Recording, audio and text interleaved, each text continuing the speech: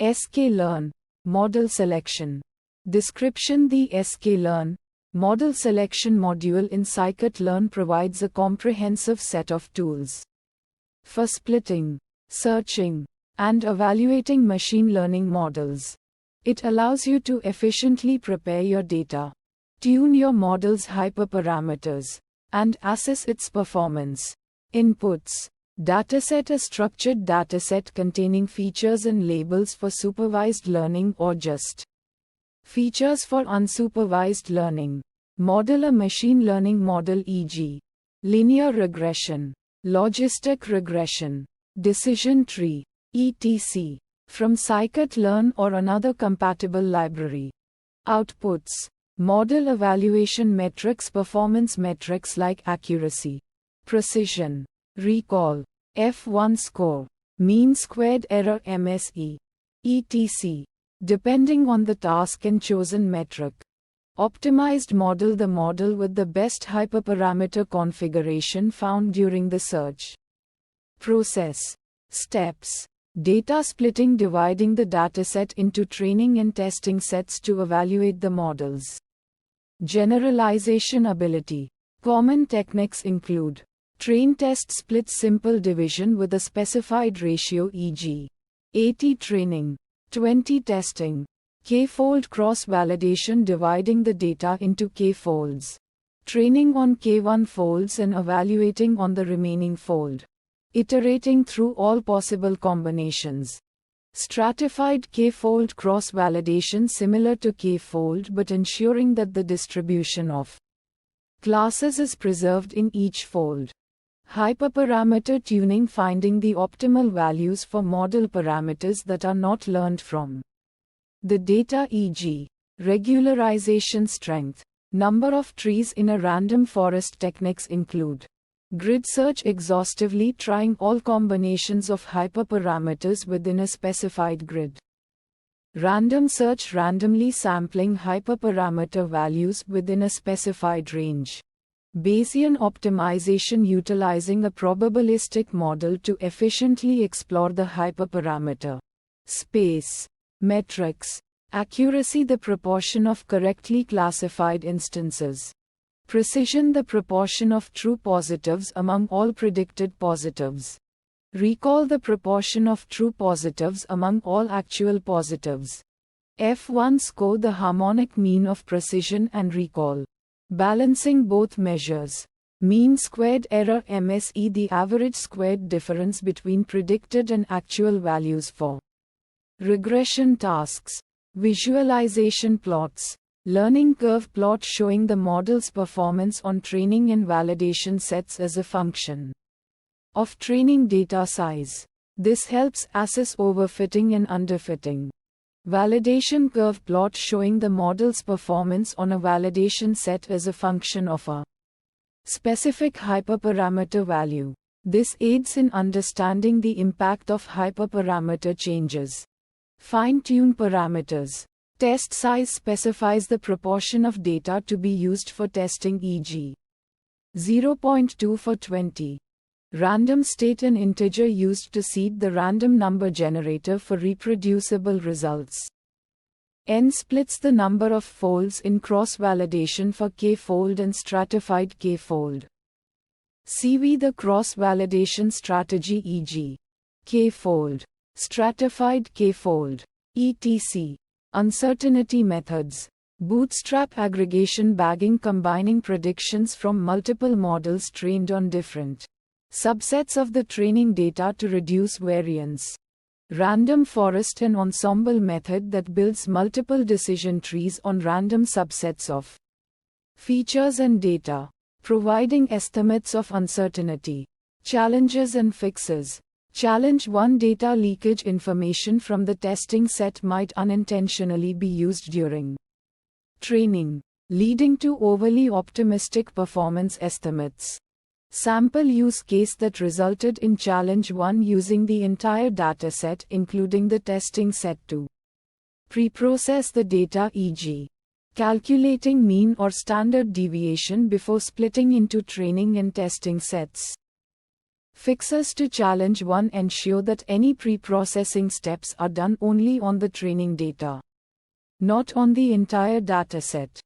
Challenge 2 overfitting the model learns the training data too well and fails to generalize to unseen data.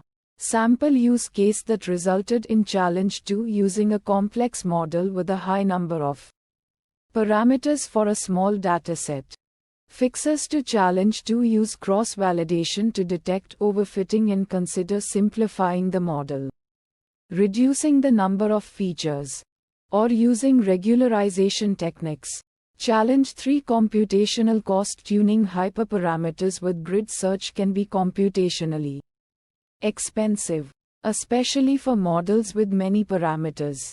Sample use case that resulted in challenge 3 performing a grid search over a large range of values for several hyperparameters.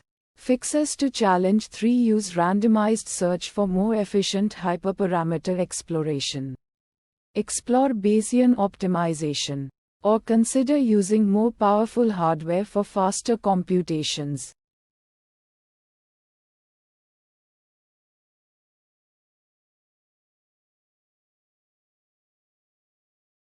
sklearn, model selection, group k-fold. Description. Group k-fold is a cross-validation strategy that preserves the structure of the data by ensuring that all samples from the same group are in the same fold.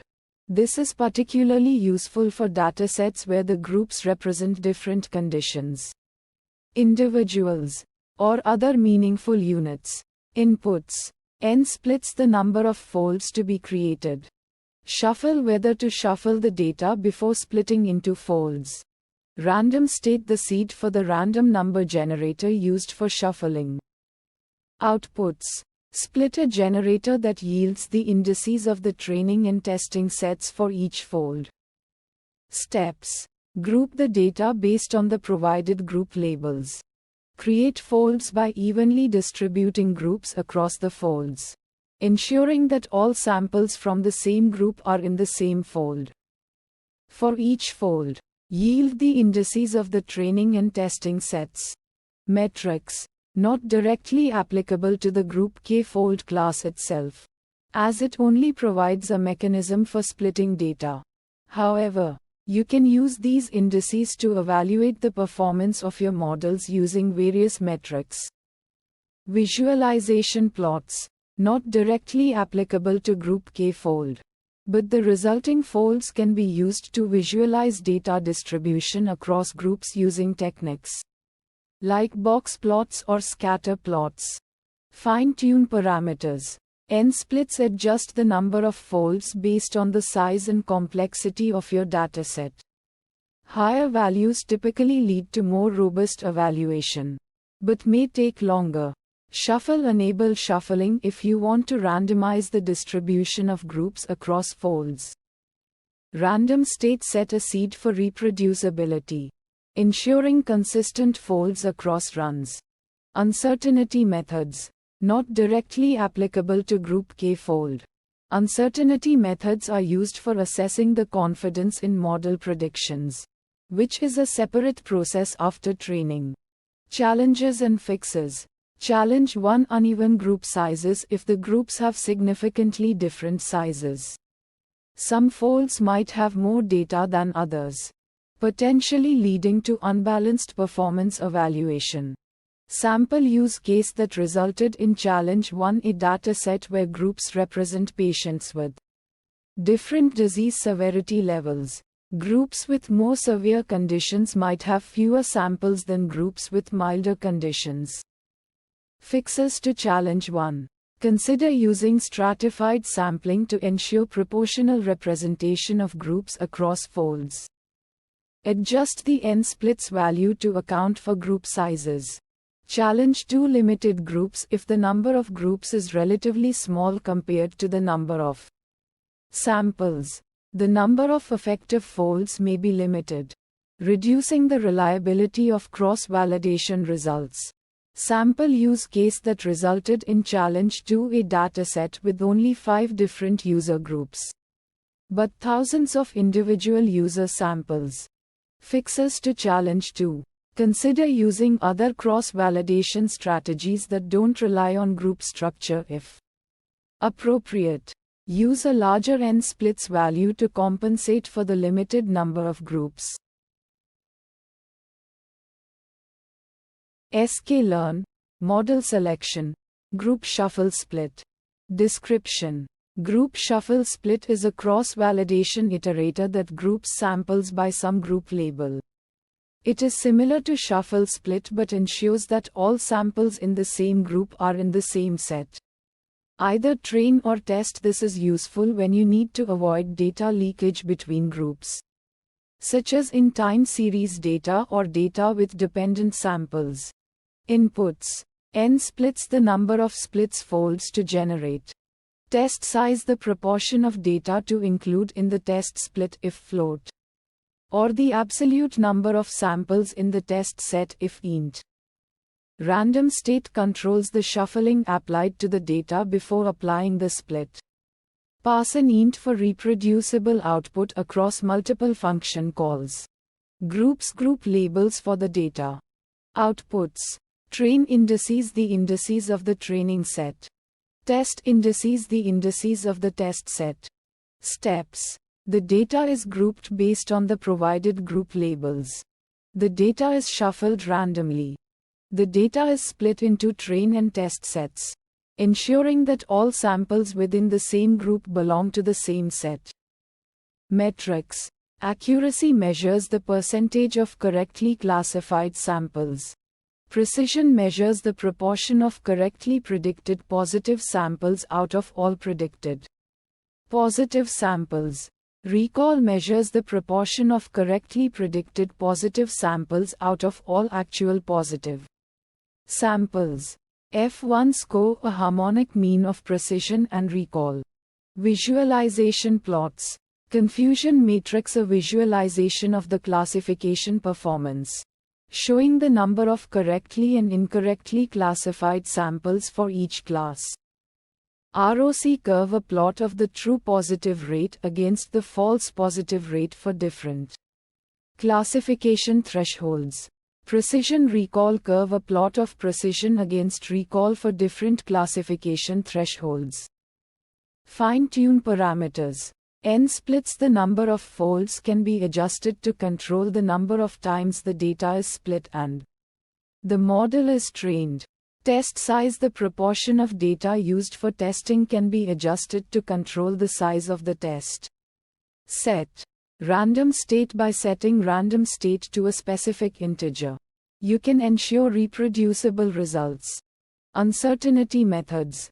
Confidence intervals measure the uncertainty in the estimated model parameters. Bootstrap aggregating bagging creates multiple models from bootstrap samples of the data to estimate the model's uncertainty. Challenges and fixes. Challenge 1. Uneven group sizes. If the group sizes are very uneven, it can lead to an imbalance in the train and test sets. Sample use case that resulted in challenge 1. A dataset with 10 groups, where one group has 1000 samples and the other 9 groups have only 100 samples each. Fixes to challenge 1. Consider using a stratified sampling technique to ensure that each group is represented in both the training and test sets in proportion to its size in the original dataset. You can achieve this by using the stratify parameter in the sklearn, model selection, group shuffle split function. Challenge 2. Limited data availability. If the dataset is small, the number of folds may be limited, which can affect the model's performance. Sample use case that resulted in challenge 2. A dataset with only 100 samples, split into 5 folds.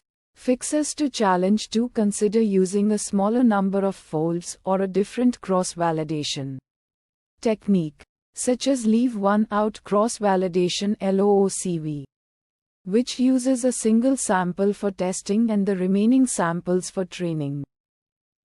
sklearn, model selection, k-fold. Description. K-fold is a cross-validation technique that partitions the dataset into K-fold subsets. In each iteration, one fold is used as the test set, while the remaining K1 folds are used as the training set. This process is repeated K times, ensuring each fold serves as the test set once.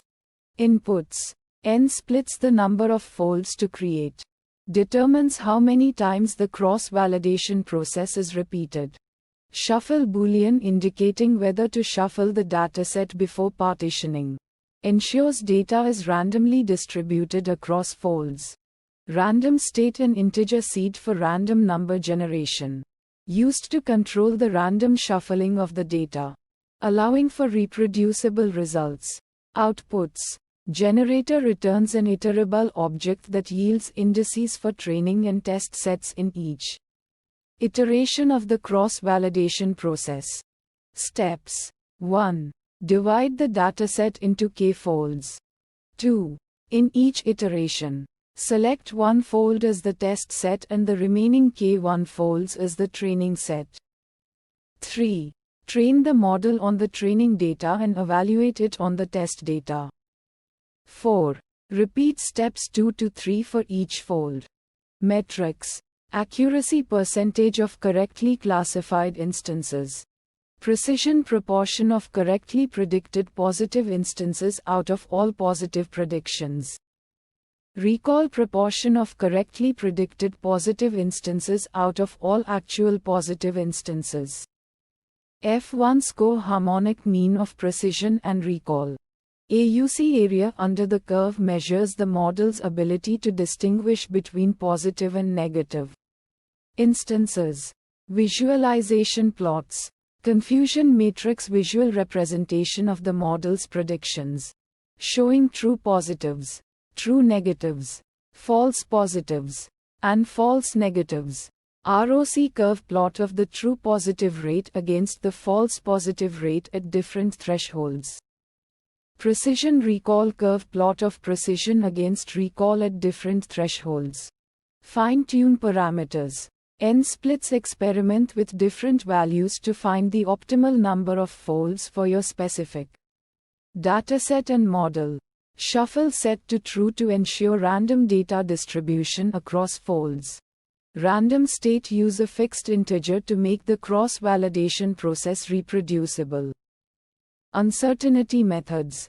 Bootstrapping sample with replacement from the original dataset multiple times to estimate a model's uncertainty.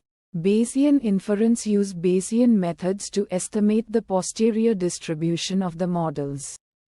Parameters. Providing a measure of uncertainty. Challenges and fixes. Challenge 1 data imbalance in folds. Sample use case if the dataset is highly imbalanced, e.g., 90 negative instances, 10 positive instances. K-fold might create folds with unequal proportions of positive and negative instances, leading to biased evaluation results. Fixes to challenge 1. Stratified K-fold ensures that each fold has approximately the same proportion of instances from each class. Oversampling or undersampling adjust the class distribution in the training data before applying K-fold. Challenge 2 small dataset size. Sample use case when the dataset is small. K-fold might create folds with insufficient data for training and testing, resulting in unstable model performance. Fixes to challenge 2. Increase the dataset size, collect more data if possible. Use a different cross-validation technique, explore alternatives like leave one out. Cross-validation LOOCV or repeated K-fold, which might be more suitable for smaller datasets. Combine K-fold with other techniques. Combine K-fold with data augmentation methods to create more training samples. sklearn, model selection. Leave one group out. Description. Leave one group out is a cross-validation strategy that partitions the data into training and testing sets by leaving out one group at a time. It is particularly useful for scenarios where you want to ensure that data points from the same group are not split between training and testing sets, ensuring that the model's performance is evaluated based on its ability to generalize to unseen groups. Inputs. Groups: an array-like object that defines the group memberships for each data point. The length of groups must match the number of data points. Outputs. TrainIndex: a list of indices for the training set for each split. TestIndex: a list of indices for the testing set for each split. Steps. The leave one group out class iterates through each unique group in the groups array. For each group, it creates a training set that includes all data points from other groups and a testing set that contains only the data points belonging to the current group. Metrics. Accuracy measures the proportion of correctly classified instances in the test set. Precision measures the proportion of correctly predicted positive instances out of all instances predicted as positive. Recall measures the proportion of correctly predicted positive instances out of all actual positive instances. F1 score: a harmonic mean of precision and recall, providing a balanced measure of the model's performance. AUC: area under the curve for binary classification. It represents the overall performance of the model, taking into account both true positive and true negative rates. Visualization plots. Confusion matrix: a visual representation of the model's classification performance, showing the number of true positives, true negatives, false positives, and false negatives. ROC curve plots the true positive rate against the false positive rate for different classification thresholds. Fine-tune parameters. None leave one group out does not have any parameters to fine-tune. Uncertainty methods. Confidence intervals estimate the range of possible values for a metric based on the distribution of results across multiple folds. Bootstrap aggregation generate multiple models with different subsets of data to estimate a variance in model predictions. Challenges and fixes. Challenge 1: data imbalance within groups. If the groups are significantly imbalanced in terms of the target variable, the model may be biased towards the majority class in the larger groups. Sample use case: a dataset with patient data where one group has a much higher rate of a certain disease than other groups. Fixes. Oversampling and desampling adjust the class distribution within each group to balance the dataset. Weighted loss functions assign higher weights to instances from minority classes during training. Challenge 2: small group sizes. If the groups are very small, the resulting test sets will also be small, which can lead to unreliable performance estimates. Sample use case: a dataset with data from different cities, where some cities have very few data points. Fixes. Combine similar groups: merge small groups together if they share similar characteristics. Use other cross-validation strategies. Explore alternative strategies like k-fold cross-validation that might be more appropriate for smaller datasets.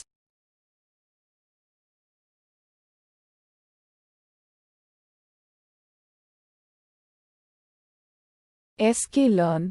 Model selection. Leave P groups out. Description.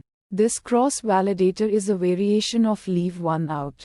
But instead of leaving out a single sample at a time, it leaves out groups of samples. The goal is to use data from one group to predict another group. This is useful in scenarios where data is organized into groups and you want to evaluate your model's performance on unseen groups. It provides a more realistic evaluation of a model's generalization ability on unseen data. Inputs. N groups: number of groups to leave out in each iteration. This value is typically much smaller than the total number of groups. Outputs. TrainIndex: indices of the training set for each fold. Test index indices of the test set for each fold. Steps. The leave P groups out object is initialized with the number of groups to be left out. The cross validator iterates through all possible combinations of groups to be left out, ensuring that the size of the left out groups always equals n groups. For each iteration, the indices of the samples in the remaining groups are assigned to the training set, and the indices of the samples in the n groups left out are assigned to the test set. Metrics.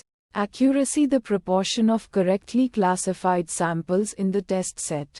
Precision: the proportion of correctly predicted positive samples among all predicted positive samples.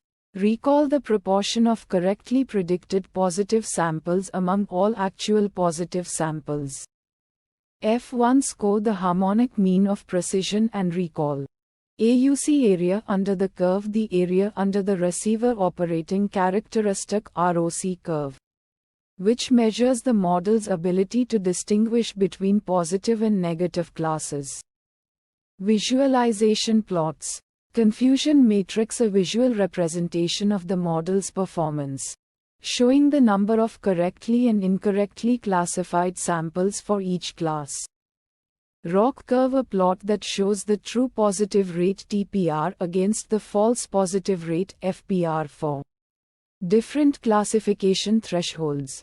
Precision recall curve: a plot that shows the precision and recall for different classification thresholds. Fine-tune parameters.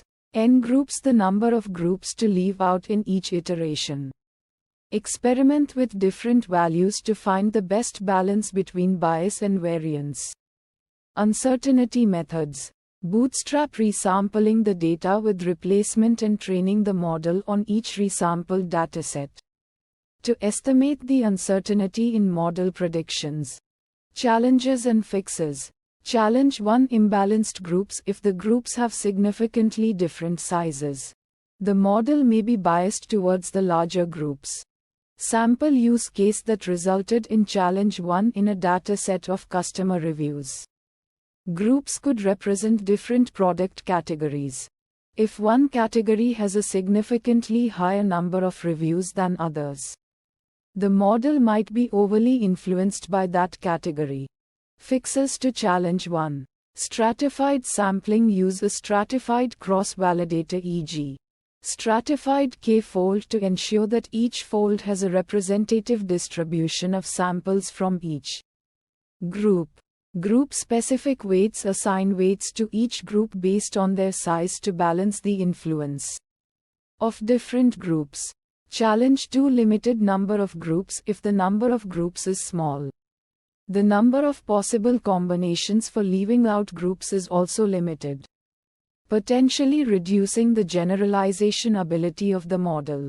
Sample use case that resulted in challenge 2 in a medical dataset with a limited number of patient groups, e.g., age groups. Leaving out too many groups might result in a very small training set and high variance in the model's performance.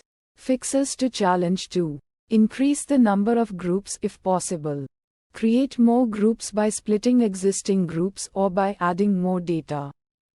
Use other cross-validation strategies. Consider using other cross-validation strategies like leave one out or k-fold if the number of groups is very limited. sklearn. Model selection. Leave one out. Description. Leave one out is a cross-validation strategy that partitions the data into a single training set and a single testing set. In each iteration, one data point is held out for testing, and the remaining data points are used for training. This approach is especially useful when you have a limited dataset and want to assess the model's performance with minimal data leakage. Inputs. None. Leave one out doesn't take any specific input parameters. Outputs. Generator. It generates a series of train test splits. Each split consists of two indices. Train indices: indices of the data points used for training. Test indices. Indices of the data point held out for testing. Steps. For each data point in the dataset, the data point is marked as the test set. All other data points are used as the training set.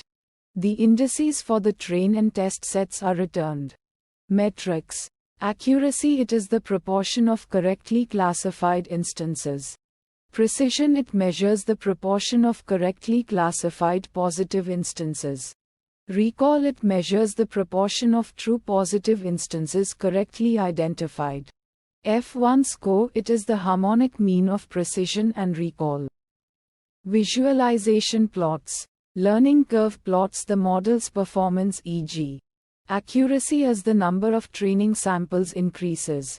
This helps identify if the model is underfitting or overfitting. Confusion matrix visualizes the classification performance of the model by showing the number of true positive, false positive, true negative, and false negative predictions. Fine-tune parameters. None. Leave one out. Doesn't have any tunable parameters. Uncertainty methods. Bootstrap aggregating bagging. It trains multiple models on different random subsets of training data and combines their predictions to estimate the uncertainty. Bayesian inference. It uses a probabilistic approach to estimate the model parameters and their uncertainty. Challenges and fixes. Challenge 1. High variance in performance estimates due to the small size of the training set in each fold. Sample use case when dealing with a dataset of 100 instances. Leave one out might result in highly variable performance estimates across different folds. Fixes. Use a larger dataset if possible. Consider other cross-validation strategies like k-fold cross-validation with a larger k-value. Challenge 2. Computationally expensive for large datasets. Sample use case with a dataset of 1 million instances. Leave one out would require 1 million training iterations, leading to significant computational time. Fixes. Use a smaller cross-validation strategy like k-fold with a smaller k-value. Utilize parallel processing techniques to speed up the training process. Explore more efficient algorithms or models that can handle large datasets more effectively. sklearn, model selection, leave p-out. Description. The leave p-out cross-validation iterator provides a way to split your dataset into training and testing sets by leaving out a specific number of data points for testing while using the remaining data for training. This method is useful for evaluating the performance of machine learning models on a smaller subset of your data without having to retrain the model multiple times. Inputs. N, an integer representing the number of data points to leave out for testing in each iteration. Outputs. TrainIndex, an array of indices representing the data points used for training in each iteration. TestIndex, an array of indices representing the data points used for testing in each iteration. Steps. The leave p-out iterator generates a sequence of training and testing sets. For each iteration, it selects a subset of n data points as the test set and the remaining data points as the training set. The indices of the training and testing sets are returned as TrainIndex and TestIndex, respectively. Metrics. Accuracy, the percentage of correct predictions made by the model. Precision, the proportion of positive predictions that are actually positive. Recall, the proportion of actual positive cases that are correctly predicted as positive. F1 score, the harmonic mean of precision and recall. Visualization plots. Learning curves plot the model's performance, e.g. accuracy as a function of the size of the training set. Confusion matrix visualize the distribution of true positive, true negative, false positive, and false negative predictions. Fine-tune parameters. N, adjust the number of data points to leave out n to control the size of the test set and Number of iterations. Uncertainty methods. Bootstrap aggregating bagging combine multiple models trained on different subsets of the data to estimate the uncertainty. Monte Carlo dropout use dropout during the training phase to introduce uncertainty in the models. Predictions. Challenges and fixes. Challenge 1. Computational cost. Leave payout can be computationally expensive for large datasets, especially when n is large, as it generates a large number of train test splits. Sample use case that resulted in challenge 1. Training a complex deep learning model on a large dataset with a high value of n. Fixes to challenge 1. Reduce the value of n to decrease the number of iterations and the computational cost. Use a more efficient cross-validation strategy, such as k-fold cross-validation. Use a faster hardware platform for training, such as a GPU or a distributed computing system. Challenge 2. Limited data. Leave payout can be less effective when the dataset is small, as it might lead to highly variable performance estimates due to the limited number of data points in each train test split. Sample use case that resulted in challenge 2. Using leave payout on a small dataset with a high value of n. Fixes to challenge 2. Reduce the value of n to ensure that each train test split contains a reasonable number of data points. Consider using a different cross-validation strategy, such as k-fold cross-validation, which is more robust to small datasets. Consider data augmentation techniques to increase the size of the dataset. sklearn, model selection, predefined split. Description. The predefined split class in scikit-learn sklearn is a cross-validation iterator that allows you to specify custom data splits for your model training and evaluation, instead of automatically creating folds like other cross-validation strategies, e.g. k-fold. Stratified k-fold. Predefined split lets you define your own folds based on a predetermined structure or requirements. Inputs. Fold indices: an array of integers representing the fold assignment for each data sample. The value at index I corresponds to the fold index for the ith sample. Negative values indicate that the sample should be excluded from training or testing, while non-negative values indicate the fold index. Outputs. Train and test indices for each fold. The indices are represented as NumPy arrays. Steps. Initialization: create an instance of the predefined split class, providing the fold indices array. Iteration: when used with a model selection method, e.g. grid search CV, the predefined split object iterates through the defined folds. Training and evaluation: for each fold, the model is trained on the data samples corresponding to the train indices and evaluated on data samples corresponding to the test indices. Metrics. Not directly provided by the predefined split class itself.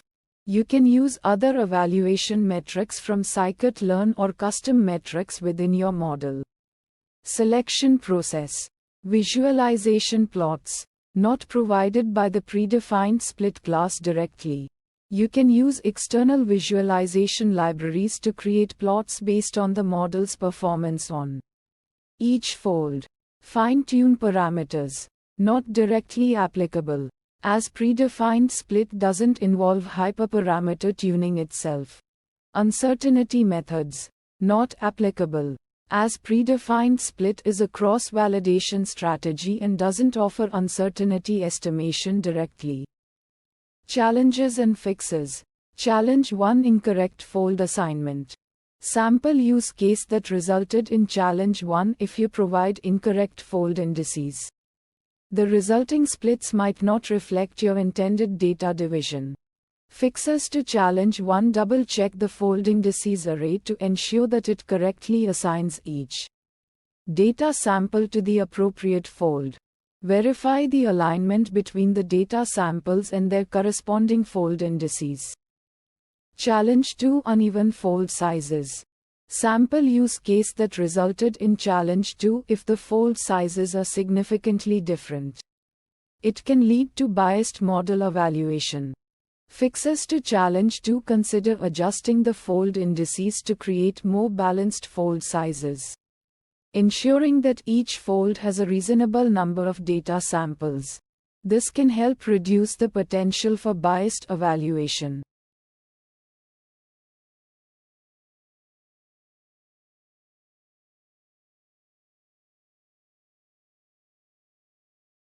sklearn, model selection, repeated k-fold. Description. Repeated k-fold is a cross-validation iterator that implements repeated k-fold cross-validation. This method splits the data into k-folds and repeats the splitting process n repeats times. Each repetition uses a different random permutation of the data. The result is that each data point is used for validation exactly once in each repetition. And for training k1 times. This helps to reduce the variance of the performance estimate, especially when the data is small. Inputs. N splits number of folds in each repetition. N repeats number of times to repeat the splitting process. Random state for shuffling the data. Outputs. Trainindex indices of the training set for each split. Testindex indices of the test set for each split. Steps. Split the data into k-folds. Repeat the splitting process n repeats times. Shuffling the data randomly each time. For each split, return the indices of the training and test sets. Metrics. Accuracy ratio of correctly classified instances to the total number of instances. Precision ratio of correctly predicted positive instances to the total number of predicted positive instances. Recall ratio of correctly predicted positive instances to the total number of actual positive instances. F1 score harmonic mean of precision and recall. Area under the curve AUC area under the receiver operating characteristic ROC curve. Visualization plots. Confusion matrix visualizes the performance of a classification model by showing the number of correctly and incorrectly classified instances. ROC curve plots the true positive rate against the false positive rate for different thresholds. Precision recall curve plots the precision against the recall for different thresholds. Fine-tune parameters. N splits adjust the number of folds to find the optimal balance between bias and variance. N repeats increase the number of repetitions to reduce the variance of the performance estimate. Uncertainty methods. Bootstrapping resampling with replacement to estimate the variability of the performance metric. Cross-validation repeatedly splitting the data into training and test sets to estimate k. Generalization error. Challenges and fixes. Challenge 1. Oversampling in certain folds when using repeated k-fold. It is possible that some folds may end up with a higher proportion of certain classes than others. Sample use case that resulted in challenge 1. A dataset with a significant class imbalance, where one class is much more frequent than the other. Fixes to challenge 1. Stratified k-fold. This class creates folds with an approximately equal proportion of each class in each fold. Class weighing. This can be used to assign different weights to different classes, reducing the impact of class imbalance. Challenge 2. Limited data availability when the dataset is small. Repeated k-fold may result in very small training sets for certain folds. Sample use case that resulted in challenge 2. A small dataset with only a few hundred samples. Fixes to challenge 2. Increase the number of repetitions. This will ensure that each data point is used for training more times. Use a different cross-validation method. Consider using leave one out cross-validation LOOCV. which uses a single sample as the test set and all other samples as the training set. YAML. sklearn, model selection, repeated stratified k-fold. Description. Repeated stratified k-fold is a cross-validation technique specifically designed for datasets with class imbalance. It extends stratified k-fold by repeating the splitting process multiple times, allowing for more robust evaluation of a model's performance. Inputs. N splits the number of fold splits to be created. N repeats the number of times to repeat the splitting process. Random state controls the random number generator for splitting the data. Outputs. A generator object that yields train test splits. Each split is represented as a tuple of two arrays. Train index indices of data samples belonging to the training set for that split. Test index indices of data samples belonging to the test set for that split. Steps.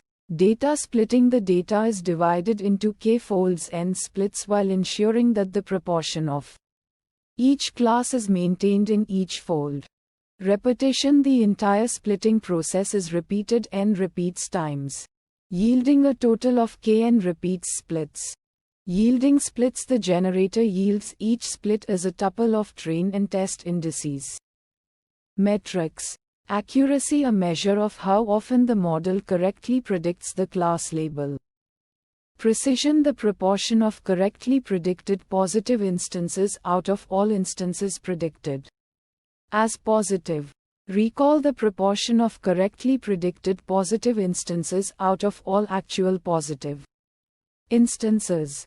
F1 score. The harmonic mean of precision and recall, providing a balanced measure of model performance.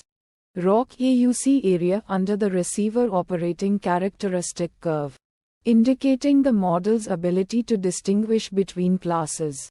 Visualization plots.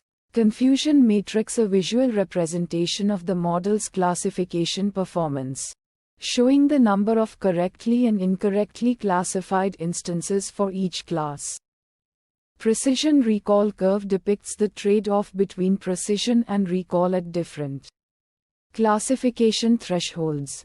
ROC curve plots the true positive rate against the false positive rate for different classification thresholds.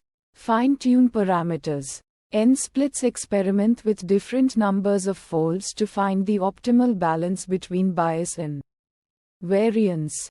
N repeats increase the number of repetitions to obtain more stable and reliable performance. Estimates. Uncertainty methods.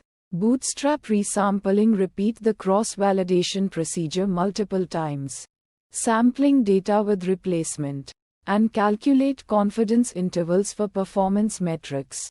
Bayesian model averaging. Combine predictions from multiple models trained on different data. Splits to reduce uncertainty. Challenges and fixes.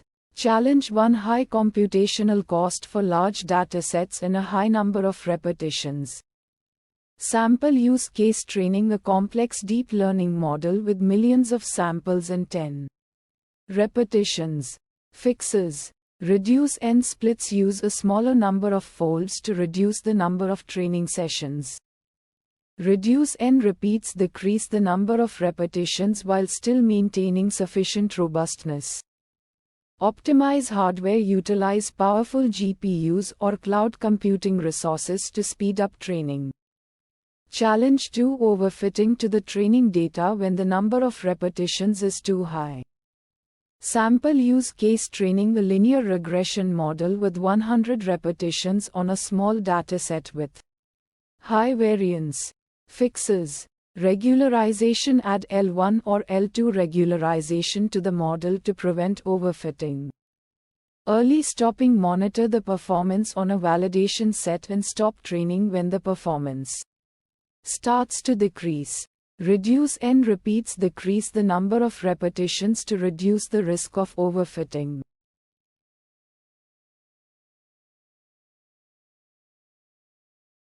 sklearn, model selection, shuffle split. Description. Shuffle split is a cross-validation iterator that randomly splits the data into train and test sets multiple times. This is a useful method for evaluating the performance of a machine learning model on different subsets of the data. Inputs. N splits the number of splits to generate.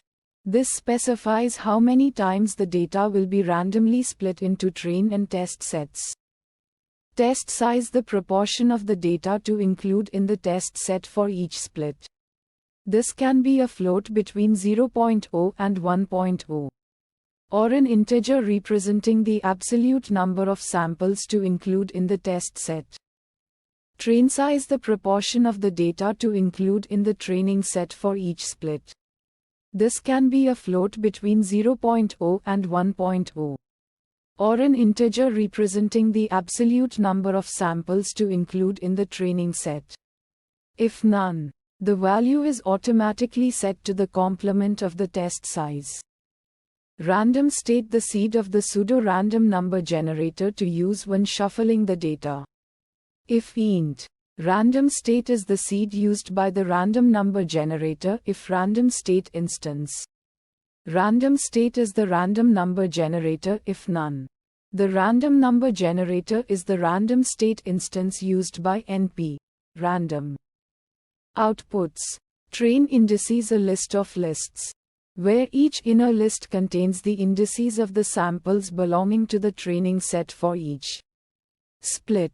Test indices, a list of lists, where each inner list contains the indices of the samples belonging to the test set for each split. Steps. The data is randomly shuffled. The data is split into train and test sets based on the specified proportions or absolute numbers of samples. This process is repeated n splits times, generating different train and test sets each time. Metrics. Accuracy measures the proportion of correctly classified samples. Precision measures the proportion of correctly predicted positive samples among all predicted positive samples. Recall measures the proportion of correctly predicted positive samples among all actual positive samples. F1 score, the harmonic mean of precision and recall.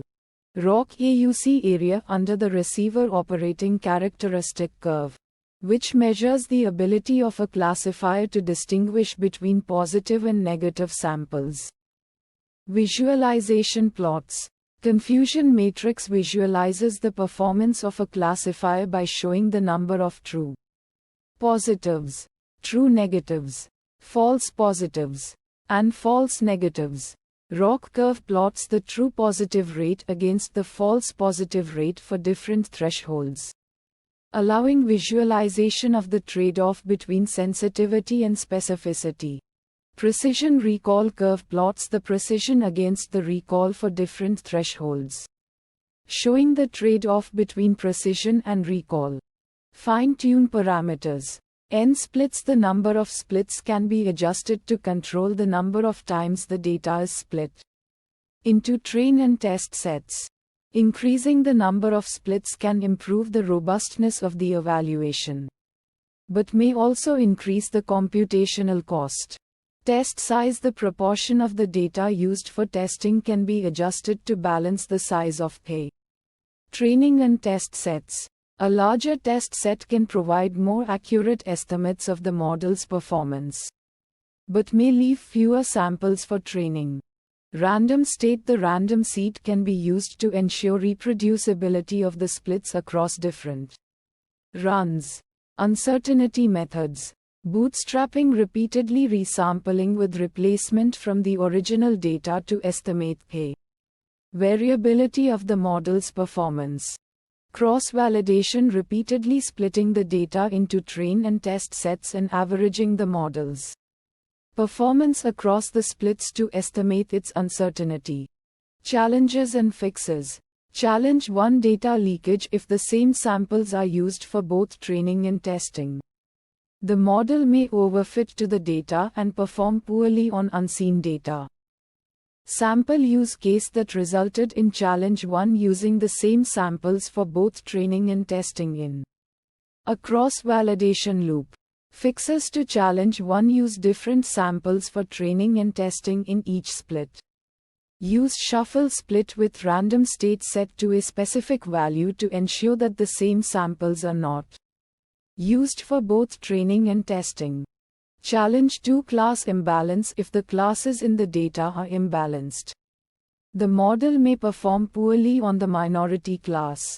Sample use case that resulted in challenge 2 training a model on a data set with 90 samples belonging to class A and 10 samples belonging to class B. Fixes to challenge 2 use techniques such as oversampling, undersampling, or weighing to address class imbalance. Use stratified sampling to ensure that the proportions of classes in the training and test sets are similar to the original data. Challenge 3 small dataset. If the dataset is small, it may be difficult to obtain reliable estimates of the model's performance using cross-validation. Sample use case that resulted in challenge 3 using a dataset with only 100 samples to evaluate a model. Fixes to challenge 3 use leave 1 out cross-validation, which uses all but 1 sample for training and the remaining sample for testing. Use bootstrapping or other resampling techniques to increase the effective size of the dataset. sklearn, model selection, stratified k-fold.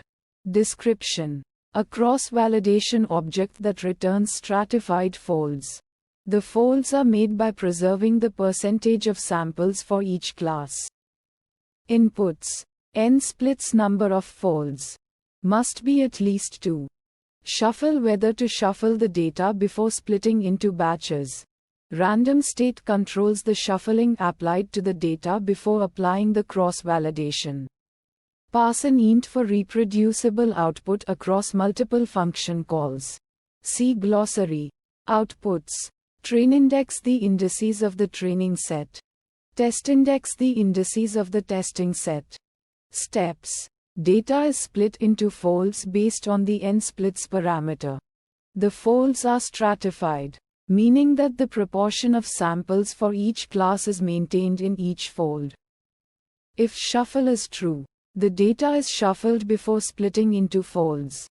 The train index and test index arrays are returned for each fold. Metrics: accuracy, the percentage of correctly classified samples. Precision, the proportion of true positives among predicted positives. Recall, the proportion of true positives among actual positives. F1 score, the harmonic mean of precision and recall. Visualization plots. Confusion matrix, a visualization of the true positives, true negatives, false positives, and false negatives. ROC curve, a plot of the true positive rate against the false positive rate. Precision recall curve, a plot of the precision against the recall. Fine-tune parameters. N splits, the number of folds. Increasing n splits will generally lead to more accurate estimates of the model's performance, but will also take longer to run. Shuffle whether to shuffle the data before splitting. If the data is already shuffled, you can set shuffle to false to save time. Uncertainty methods. Bootstrap resampling, repeat the cross-validation process multiple times with different random samples of the data. This can help to estimate the uncertainty in the model's performance. Bayesian methods use Bayesian methods to estimate the posterior distribution of the models. Parameters. This can help to quantify the uncertainty in the model's predictions. Challenges and fixes. Challenge 1: imbalanced classes. If the classes in the dataset are imbalanced, then the model may be biased towards the majority class. Sample use case that resulted in challenge 1: a dataset with 90 positive samples and 10 negative samples. Fixes to challenge 1: oversampling the minority class, undersampling the majority class, or using a cost-sensitive learning algorithm. Challenge 2: small sample size. If the sample size is small, then the cross-validation results may be unstable. Sample use case that resulted in challenge to a dataset with only 100 samples. Fixes to challenge to increase the sample size if possible. Or use a different cross-validation method such as leave one out cross-validation. sklearn, model selection, stratified shuffle split. Description. Stratified shuffle split is a cross-validation strategy that ensures that the proportion of each class in the data is preserved in both the training and testing sets. This is crucial for classification tasks, where maintaining class balance is essential for model performance. Inputs. N splits the number of reshuffling and splitting iterations. This determines how many different train test splits are generated for cross-validation. Test size, the proportion of the data that will be allocated to the test set in each iteration. It can be a float between 0 and 1, a number representing the absolute number of test samples, or none, in which case the value will be set to the complement of the train size. Train size, the proportion of the data that will be allocated to the training set in each iteration. It can be a float between 0 and 1, a number representing the absolute number of training samples, or none, in which case the value will be set to the complement of the test size.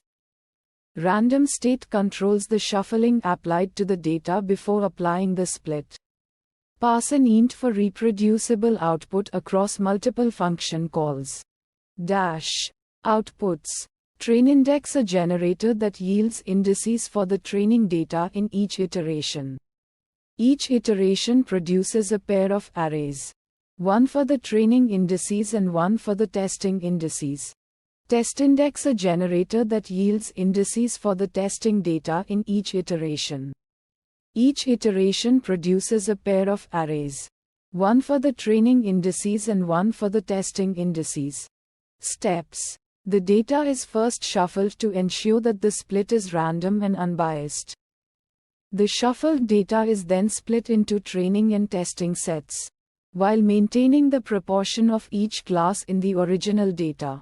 This ensures that the model is trained and tested on data that reflects the true distribution of classes in the dataset. Metrics. Accuracy measures the proportion of correctly classified instances. Precision measures the proportion of correctly predicted positive instances out of all instances predicted as positive.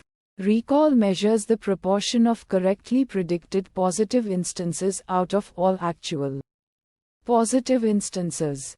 F1 score the harmonic mean of precision and recall, providing a balanced measure of both metrics. Visualization plots.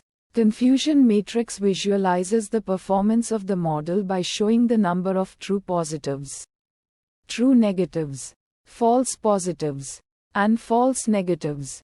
ROC curve plots the true positive rate against the false positive rate for different classification thresholds, providing a visual representation of the model's ability to distinguish between classes. Precision recall curve plots the precision against the recall for different classification thresholds, highlighting the trade-off between these metrics. Fine-tune parameters.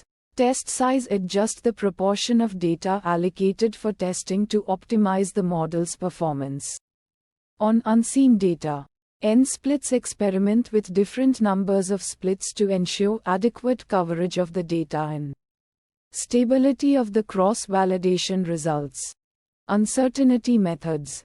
Confidence intervals estimate the range of possible values for the performance metrics, providing a measure of uncertainty in the results.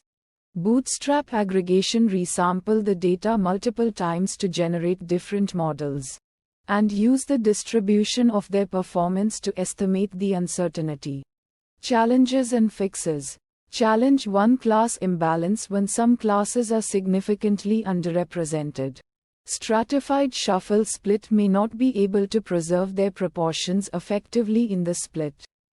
leading to biased model training and evaluation. Sample use case: a dataset with 90 instances belonging to Class A and 10 instances belonging to Class B. Stratified shuffle split might still create splits where the training set contains a disproportionate number of instances from Class A, leading to a model that performs poorly on Class B. Fixes: oversampling minority classes, undersampling majority classes, or using weighted loss functions during training to mitigate class imbalance. Challenge 2: data leakage if the data is not properly shuffled before splitting. Information from the test set might unintentionally leak into the training set, resulting in artificially inflated model performance. Sample use case: a dataset with time-dependent features, where splitting the data chronologically might lead to information from the future test set being included in the training set. Fixes: ensure that the data is shuffled thoroughly before splitting, especially when dealing with time-dependent features or datasets with sequential patterns.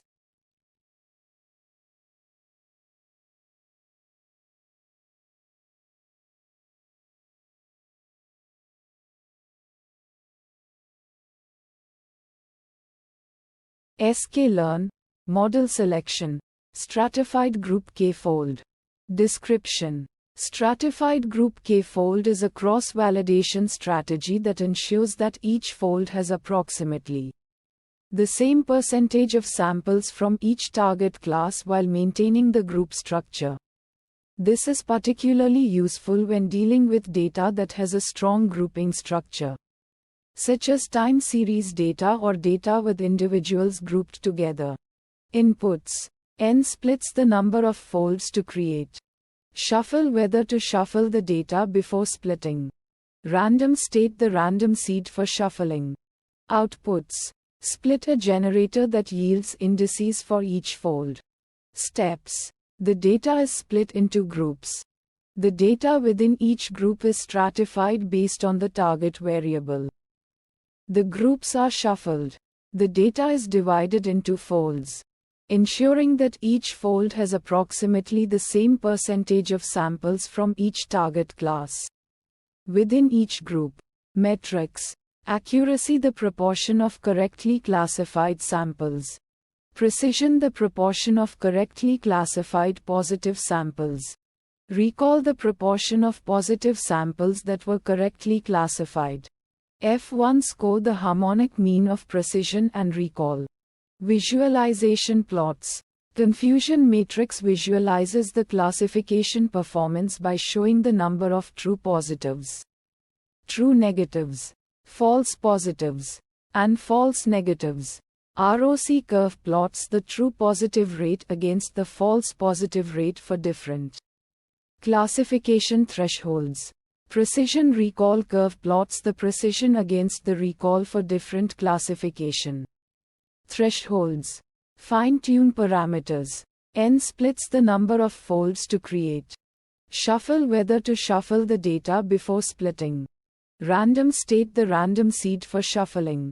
Uncertainty methods.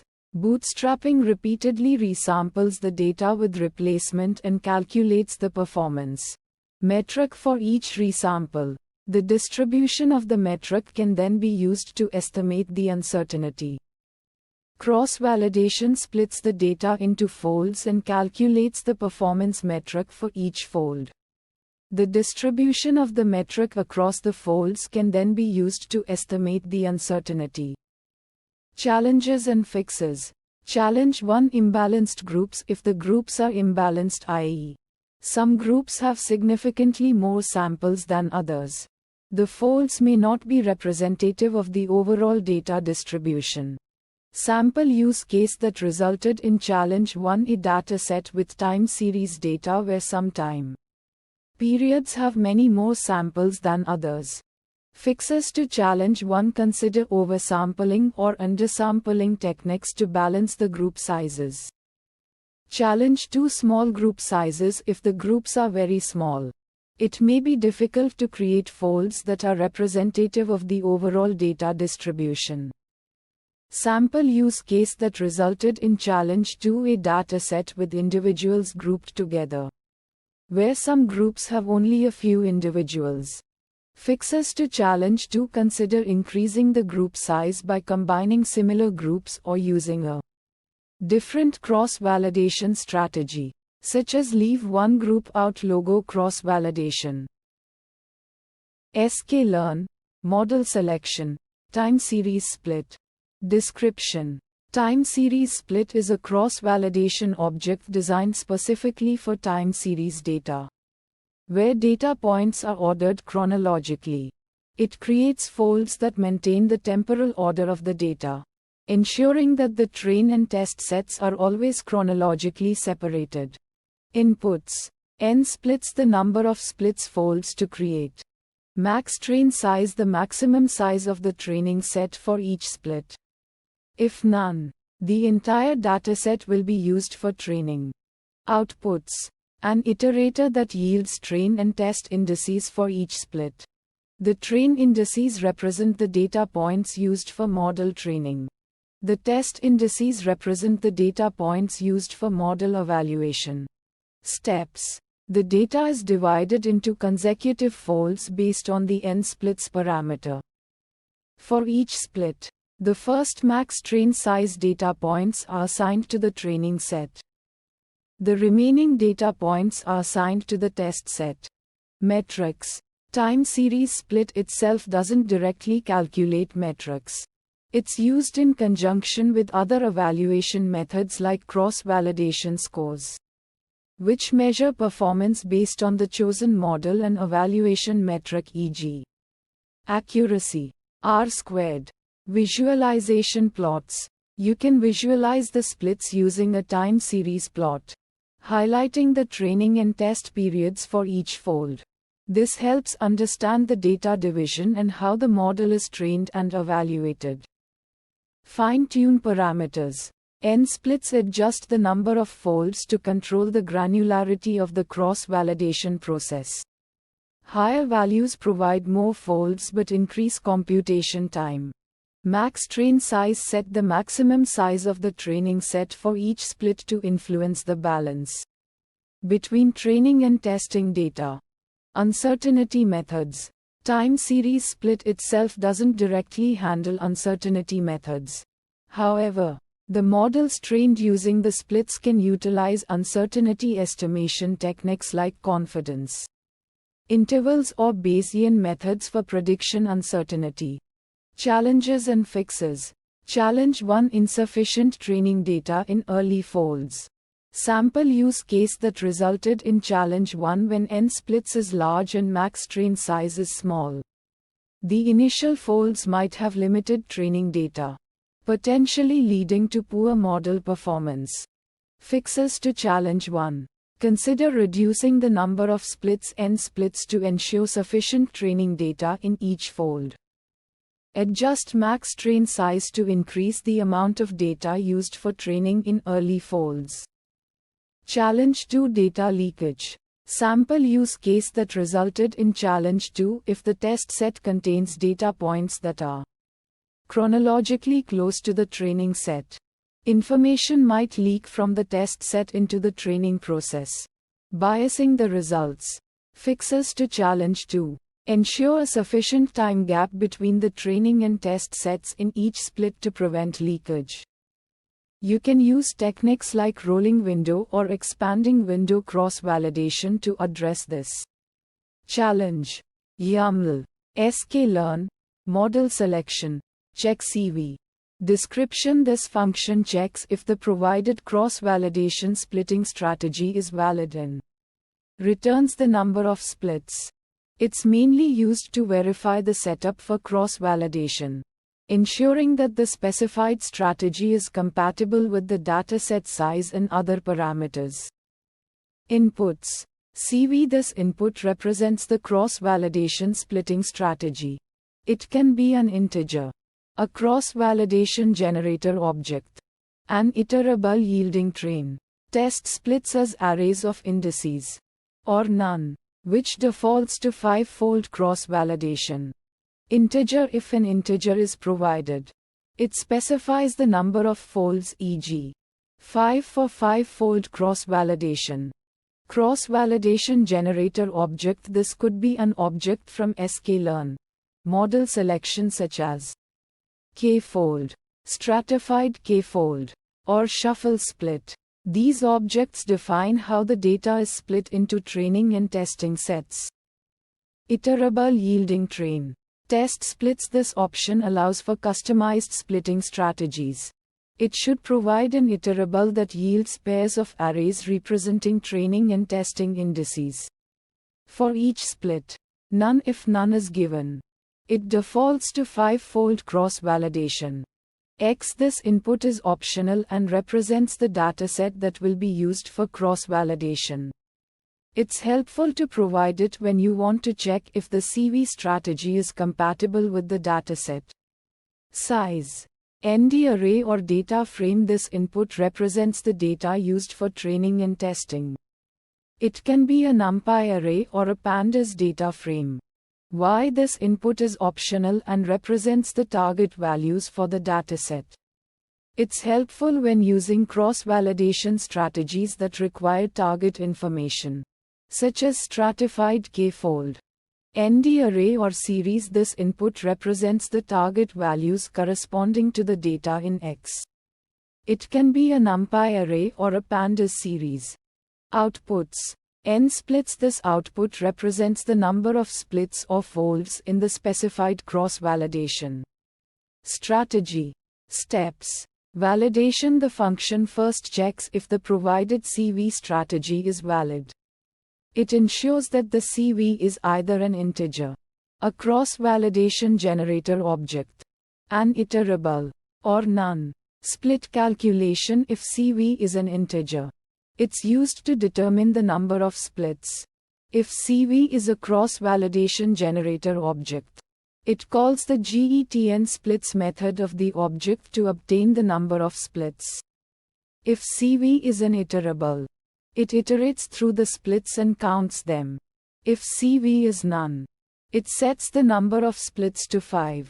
Metrics. Number of splits. The primary output is the number of splits or folds in the cross-validation strategy, which provides information about how many iterations will be performed in the cross-validation process. Visualization plots. Cross-validation schematic. You can visualize the split indices generated by the CV strategy to understand how the data is partitioned for each fold. Libraries like Matplotlib can be used to create diagrams representing the data splits. Fine-tune parameters. None. This function doesn't have any parameters that can be fine-tuned. Uncertainty methods. None. This function doesn't involve uncertainty methods. Challenges and fixes. Challenge 1. Using an invalid CV strategy.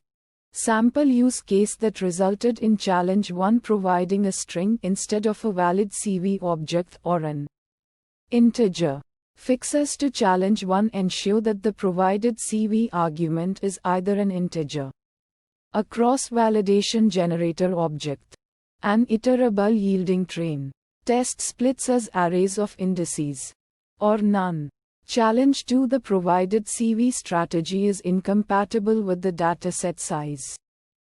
Sample use case that resulted in challenge 2 specifying a CV strategy with more folds than pay. Number of samples in the dataset. Fixes to challenge 2. Adjust the number of folds in the CV strategy or consider using a different strategy more appropriate for the dataset size.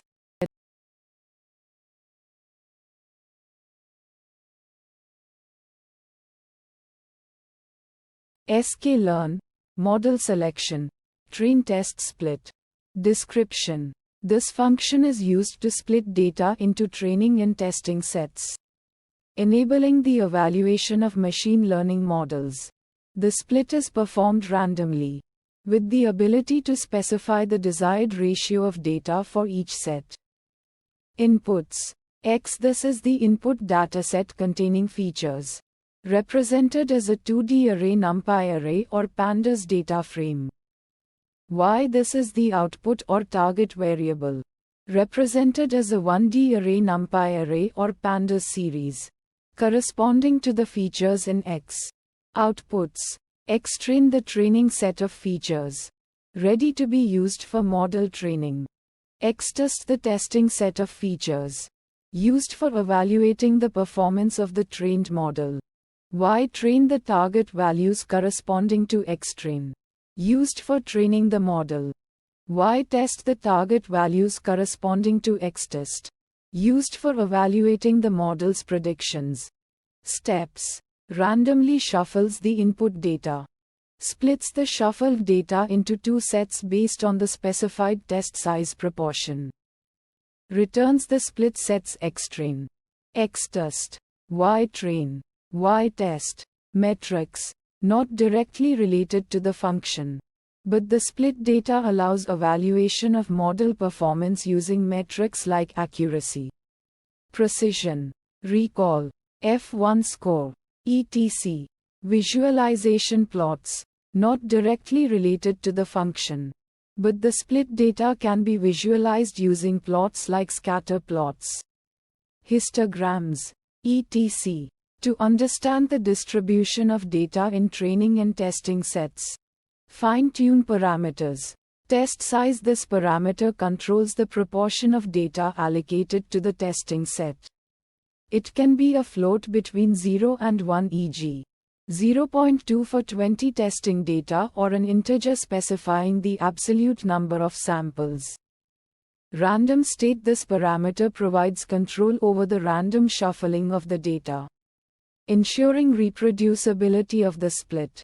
If an integer is provided, the same random split will be generated across multiple executions. Shuffle. This parameter determines if the data should be shuffled before splitting.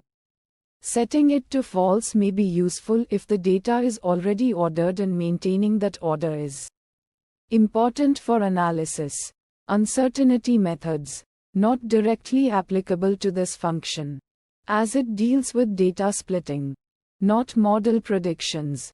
Challenges and fixes.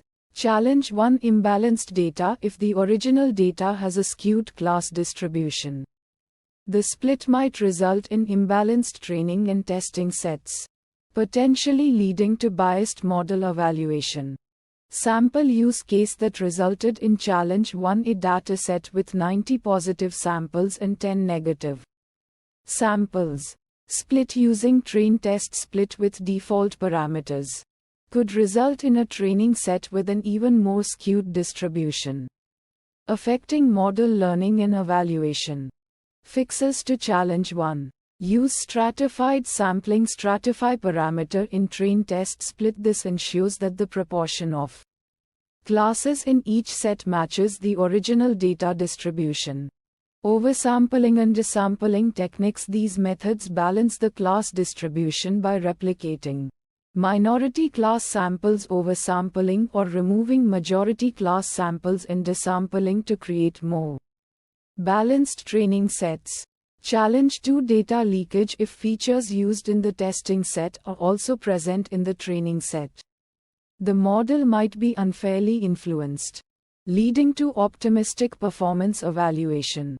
Sample use case that resulted in challenge 2 using features like customer IDs, which are unique to each customer, for both training and testing sets could lead to data leakage.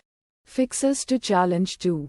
Ensure that the features used in training and testing sets are distinct, avoiding any leakage of information.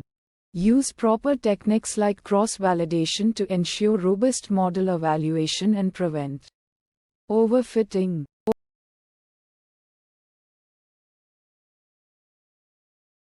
sklearn, model selection, grid search CV.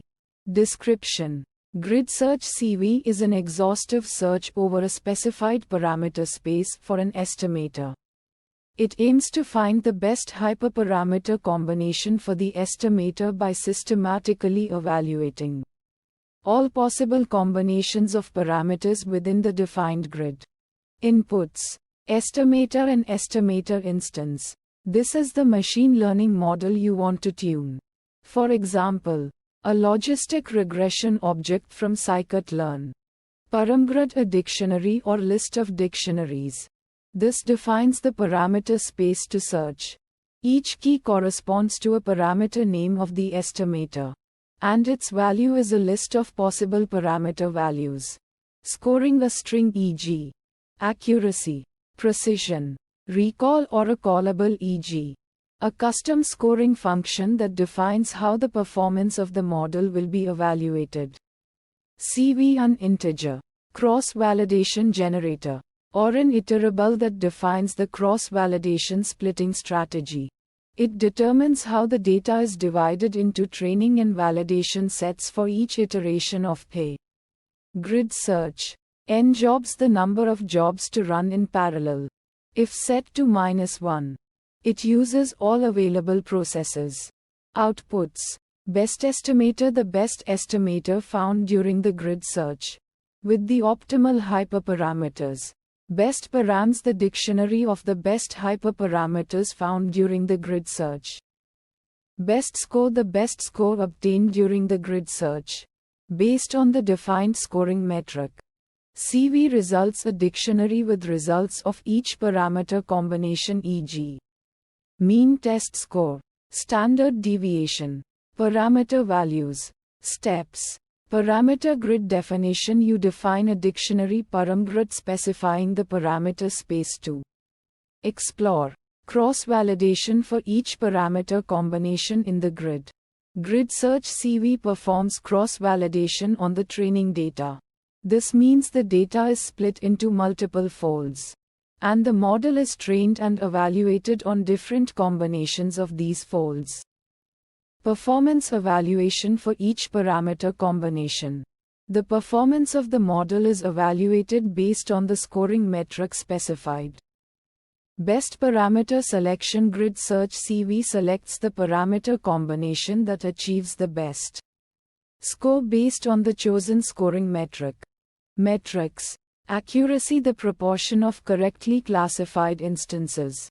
Precision, the proportion of correctly predicted positive instances out of all instances predicted as positive.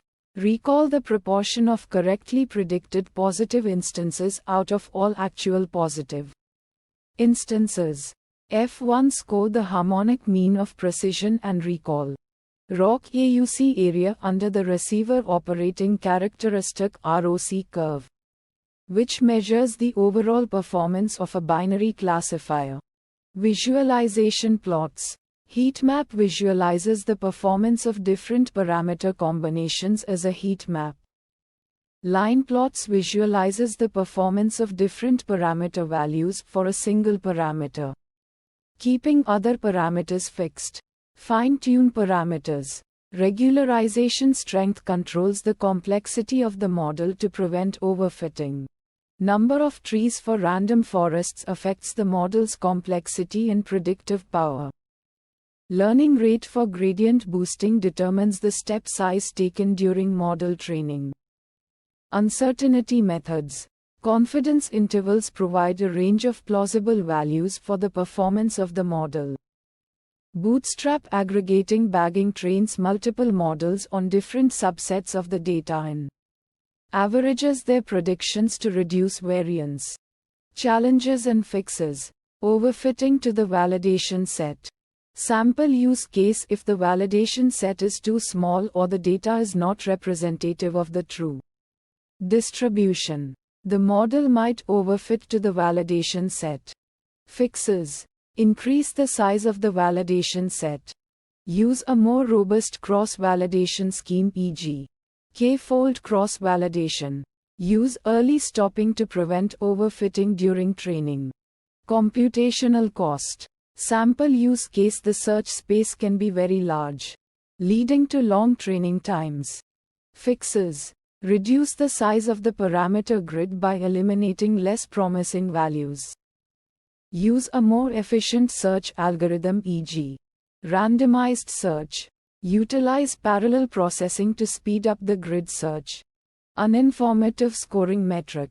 Sample use case, if the chosen scoring metric doesn't accurately reflect the desired performance. The grid search might not find the best model. Fixes.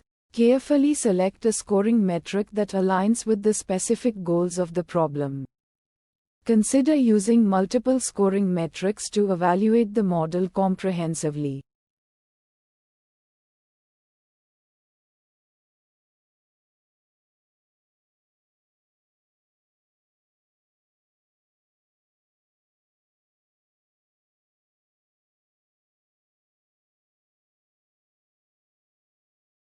sklearn, Model Selection, Halving Grid Search CV. Description. Halving Grid Search CV is a strategy for hyperparameter optimization that starts with a large set of hyperparameter combinations and progressively reduces the number of combinations based on performance of the model on a validation set. This approach is particularly useful for large search spaces or when computational resources are limited. Inputs. Estimator, a scikit-learn estimator object. This is the machine learning model that you want to tune. Paramgrid, a dictionary of hyperparameter values to search over. Each key corresponds to a hyperparameter of the estimator, and the value is a sequence of values to try. Factor, the factor by which the number of candidates is reduced at each iteration.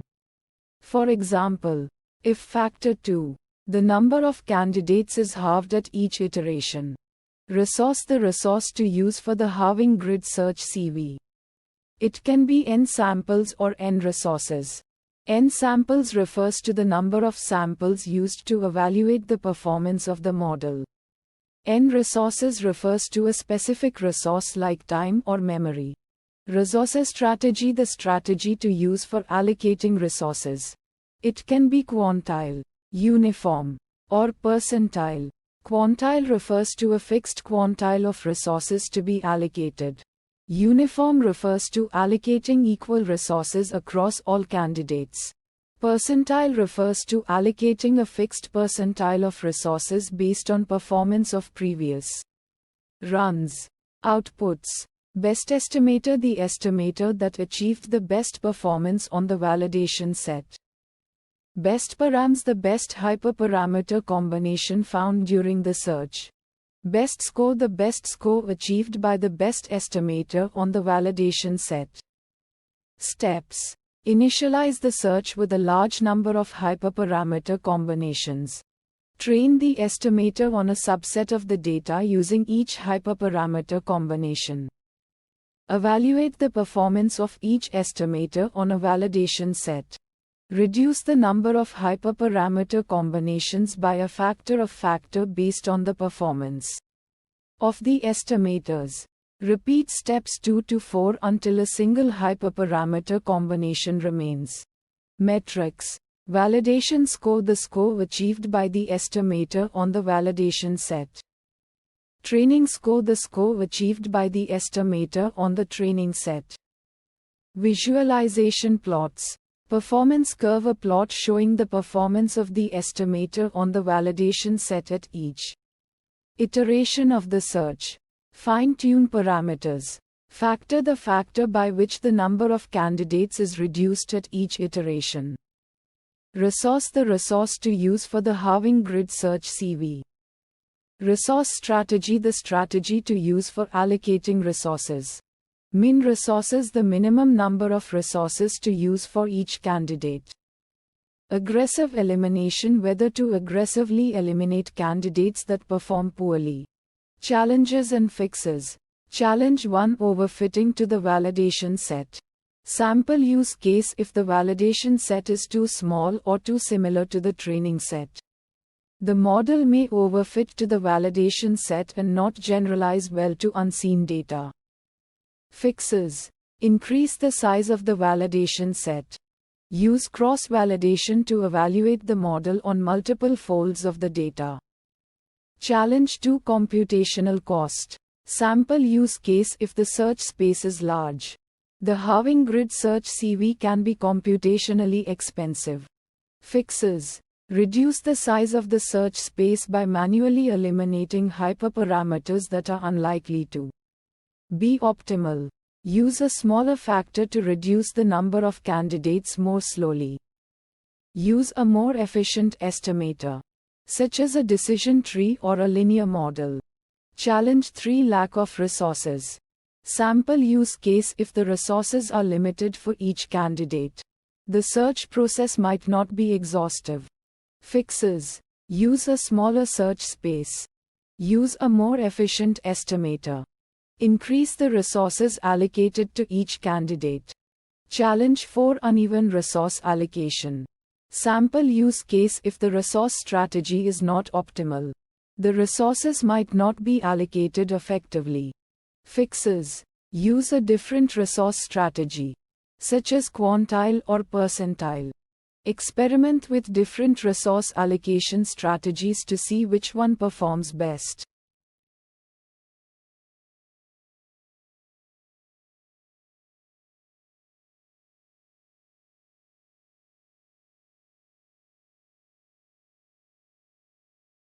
sklearn, model selection, parameter grid. Description. The parameter grid class is used to create a grid of parameters for use in a grid search. This grid is then used to iterate over different combinations of parameters in order to find the best set of parameters for a given model.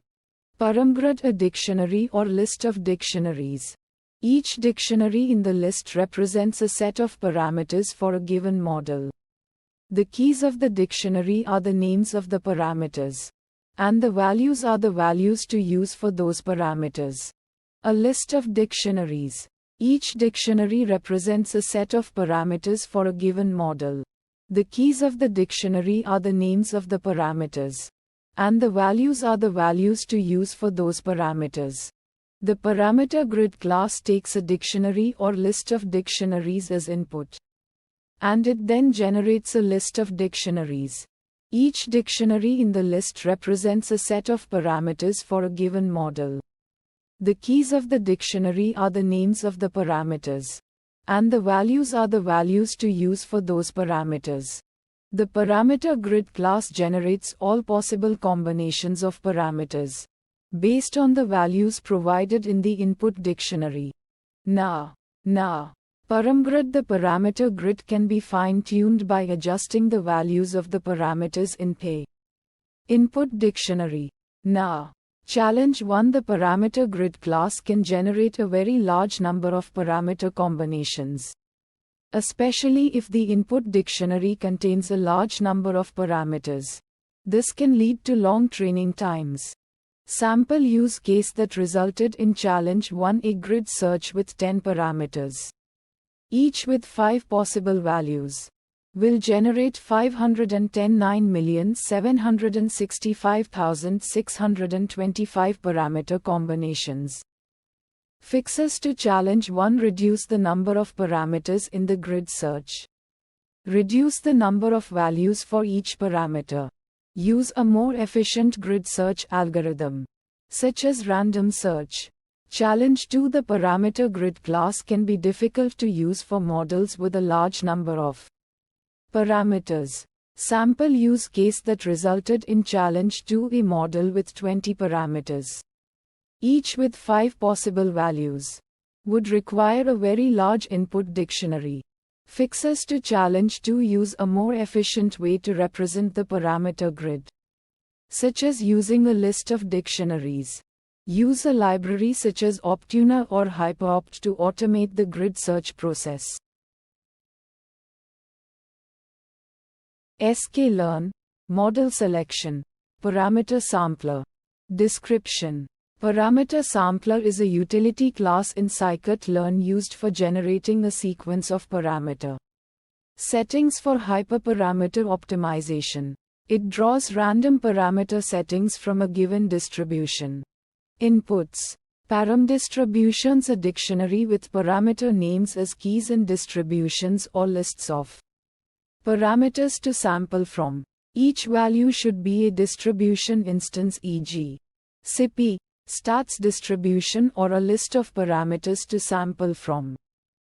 Niter, the number of parameter settings to sample. Outputs. a generator that yields dictionaries containing the parameter settings. Each dictionary represents one set of hyperparameters for the model.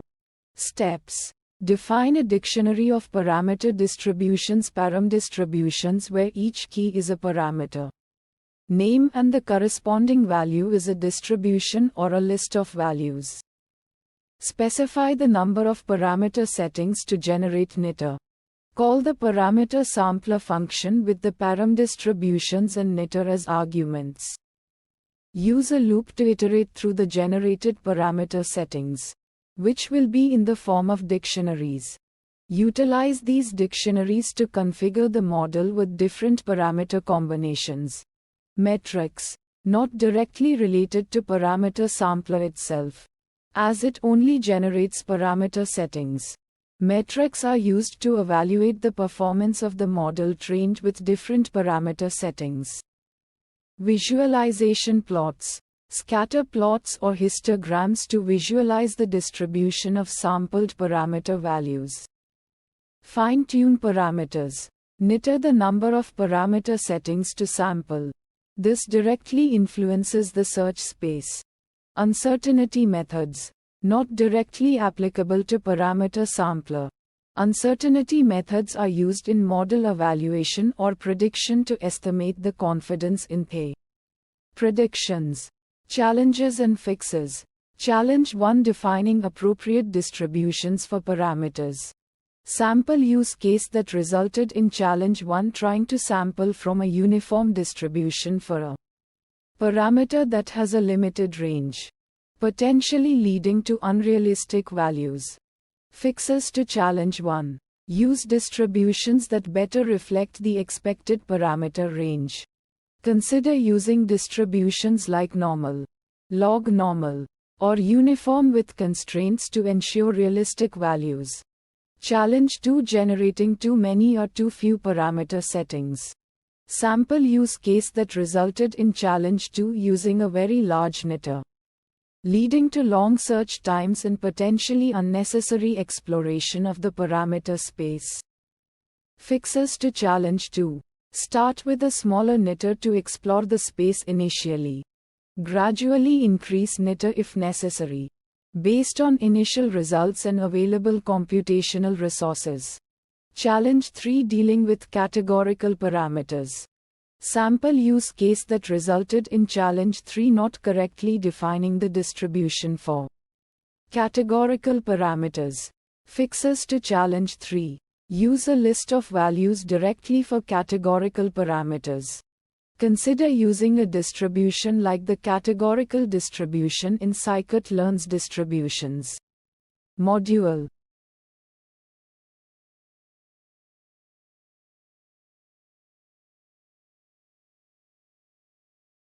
sklearn, model selection, randomized search CV. Description. Randomized search CV is a hyperparameter tuning technique used to find the best combination of hyperparameters for a given machine learning model. It randomly samples a set of hyperparameters from a specified distribution and evaluates the model's performance using cross-validation. Inputs. Estimator: the machine learning model to be tuned. This can be any estimator object that implements the fit and predict methods, such as a random forest classifier, linear regression, or support vector machine. Param distributions: a dictionary where the keys are the parameter names of the estimator and the values are distributions from which to sample hyperparameters. The distributions can be various types, including lists, tuples, SIP, stats distributions, or dictionaries with lists or tuples of values. Knitter: the number of parameter settings that are sampled. Scoring: a str or callable to evaluate the performance of the model on the data. It can be a single metric or a list of metrics. If none, the default scoring method of the estimator will be used. CV: an integer cross-validation generator, or an iterable, specifies the number of folds for cross-validation or the cross-validation strategy to be used. Refit whether to refit the best estimator with the entire dataset. Outputs. Best estimator, the estimator that achieved the best performance during the search. Best params, the combination of hyperparameters that resulted in the best performance. Best score, the mean cross-validation score of the best estimator. CV results, a dictionary containing the results of the search, including the scores for each parameter setting. Steps. Parameter sampling. Randomized search CV randomly samples a set of hyperparameters from the specified distributions for the model. Model training. For each sampled set of hyperparameters, the model is trained on the training data using cross-validation. Performance evaluation. The model's performance is evaluated using the specified scoring metric. Best parameter selection. The hyperparameter combination that results in the best performance is selected as the optimal hyperparameters for the model. Metrics. Accuracy, the proportion of correctly classified instances. Precision, the proportion of correctly predicted positive instances out of all predicted positive instances. Recall, the proportion of correctly predicted positive instances out of all actual positive instances. F1 score, the harmonic mean of precision and recall. AUC, area under the curve, the area under the receiver operating characteristic ROC curve, which measures the model's ability to distinguish between positive and negative instances. Mean squared error MSE, the average squared difference between the predicted and actual values. R squared, a statistical measure of how well the regression model fits the data. Visualization plots. Learning curves plots showing the model's performance on the training and validation sets as a function of the training set size. This can help identify overfitting or underfitting. Feature importance plots. Plots showing the importance of each feature in the model's predictions. Confusion matrix, a table that summarizes the performance of a classification model. ROC curve, a plot that shows the trade-off between the true positive rate and the false positive rate. Fine-tune parameters. Niter, the number of parameter settings to sample. Increasing this value will explore a wider range of hyperparameters but will also increase the computational time. CV, the number of folds for cross-validation. Increasing this value will improve the robustness of the search but will also increase the computational time. Scoring, the metric used to evaluate the model's performance. Choosing a metric relevant to the specific task can help find better hyperparameters. Uncertainty methods. Bootstrap resampling, repeatedly resampling the data with replacement to estimate the uncertainty of the model's predictions. Bayesian optimization, using a probabilistic model to guide the search for optimal hyperparameters, taking into account the uncertainty of the model's performance. Challenges and fixes. Challenge 1: long search time. Sample use case. When using a complex model with a large number of hyperparameters and a large data set, the search process can take a long time. Fixes. Reduce the number of hyperparameters searched. Reduce the number of iterations. Niter. Use a smaller dataset for the search. Use a faster machine or distributed computing resources. Challenge 2: overfitting to the training data. Sample use case. When the search space is too large or the dataset is small. Randomized search CV may find hyperparameters that lead to overfitting. Fixes. Use a smaller search space. Increase the number of folds for cross-validation. Use regularization techniques to prevent overfitting. Challenge 3: poor performance on unseen data. Sample use case. When the hyperparameters selected by randomized search CV do not generalize well to new data, the model may perform poorly on unseen data. Fixes. Use a larger dataset for training. Use a more appropriate scoring metric for the task. Try different search strategies, such as grid search. Challenge 4. Difficult to interpret the results. Sample use case. When the search space is large, it can be challenging to interpret the results of randomized search CV and understand relationships between hyperparameters and performance. Fixes. Visualize the results using plots, such as learning curves or feature importance plots. Use a smaller search space. Use a tool for hyperparameter optimization visualization. sklearn, model selection, halving random search CV. Description. Halving random search CV implements a halving strategy for random search, which can be more efficient than a standard random search, particularly when dealing with large parameter spaces. It starts with a specified number of initial candidates and evaluates them using cross-validation. The best performing half of the candidates are then selected and their parameters are further explored by adding new candidates in a smaller search space, which is half the size of the previous one. This process is repeated until a specified number of iterations is reached.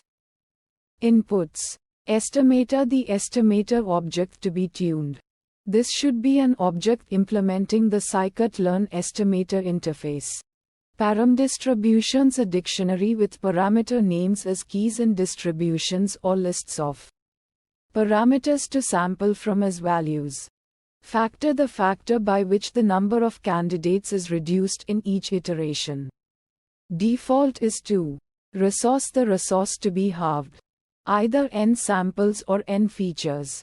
This determines which dimension of the data is reduced. Max resources. The maximum number of resources to be used in the search. Random state. The seed of the pseudo-random number generator to use when shuffling the data. If int random state is the seed used by the random number generator. If random state instance random state is the random number generator. If none, the random number generator is the random state instance used by NP random. Error score. Value to assign to the score if an error occurs in estimator fitting. CV. The cross-validation splitting strategy.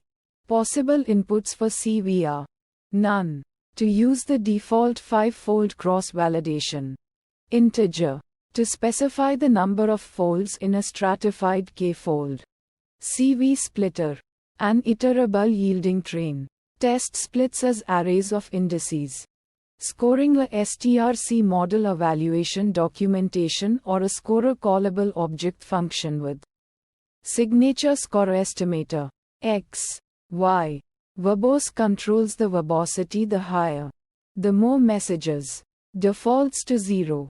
Refit an estimator using the best found parameters on the whole dataset. N jobs. Number of jobs to run in parallel.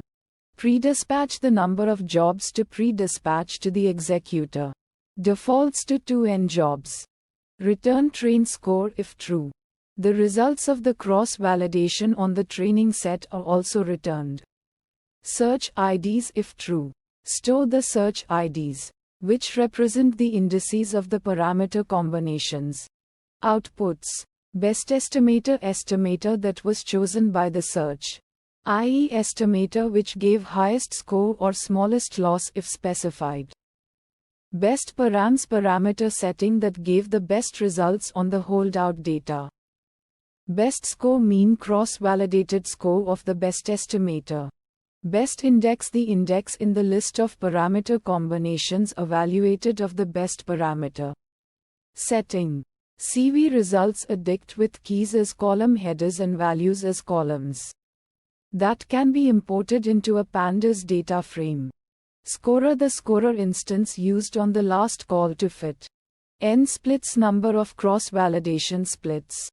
Refit time spent refitting the best estimator on the whole dataset. Search time spent evaluating each parameter combination. Mullet metric. Whether multiple metrics were evaluated during the search.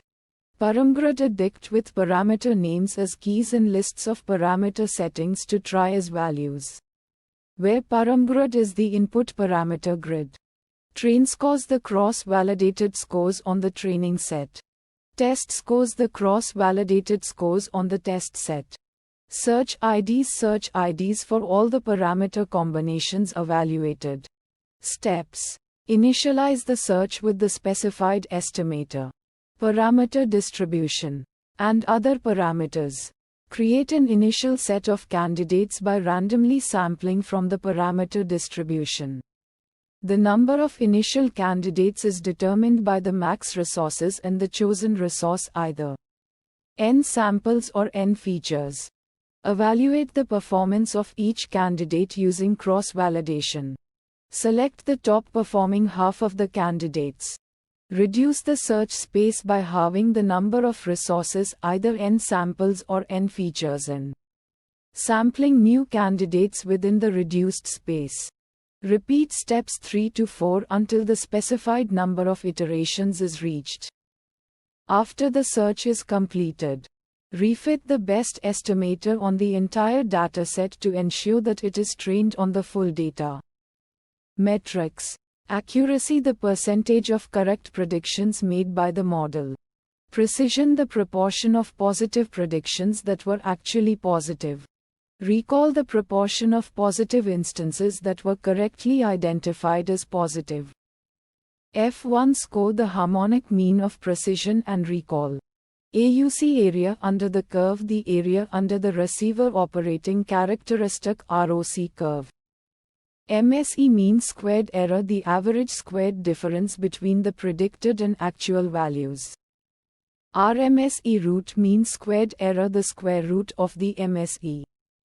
May, mean absolute error, the average absolute difference between the predicted and actual values. Visualization plots. Learning curve plots the performance of the model as a function of the amount of training data. Validation curve plots the performance of the model as a function of a single hyperparameter. ROC curve plots the true positive rate against the false positive rate for different classification thresholds. Precision recall curve plots the precision against the recall for different classification thresholds. Fine-tune parameters. Factor controls the rate at which the number of candidates is reduced in each iteration. A higher factor leads to faster convergence, but may also miss potentially good candidates. Max resources determines the total number of resources, either n samples or n features, to be used in the search. Increasing this value will lead to a more comprehensive search, but also increase the computational cost. Resource specifies whether to reduce the number of samples or the number of features in each iteration. Uncertainty methods. Bootstrapping, resampling with replacement to estimate the uncertainty of the model's predictions. Cross-validation, repeatedly splitting the data into training and validation sets to estimate a model's performance on unseen data. Challenges and fixes. Challenge 1. Halving random search CV can be computationally expensive, especially for large parameter spaces and datasets. Sample use case that resulted in challenge 1: a search with a large number of parameters in a large dataset could take hours or even days to complete. Fixes to challenge 1. Reduce the number of parameters to search over. This can be done by carefully selecting the most important parameters and setting others to default values. Reduce the size of the dataset. This can be done by sampling a subset of the data or using a dimensionality reduction technique. Use a more efficient search algorithm, such as a grid search or a Bayesian optimization algorithm. Challenge 2. Halving random search CV may not be able to find the optimal set of parameters if the search space is too large or the data is noisy. Sample use case that resulted in challenge 2: a search over a large parameter space with a noisy dataset could result in the algorithm converging to a local optimum rather than the global optimum. Fixes to challenge 2. Increase the number of iterations to allow the algorithm to explore more of the search space. Use a more robust search algorithm, such as a Bayesian optimization algorithm. Reduce the noise in the data by cleaning or transforming the data. Challenge 3. Having random search CV may not be able to handle categorical parameters effectively.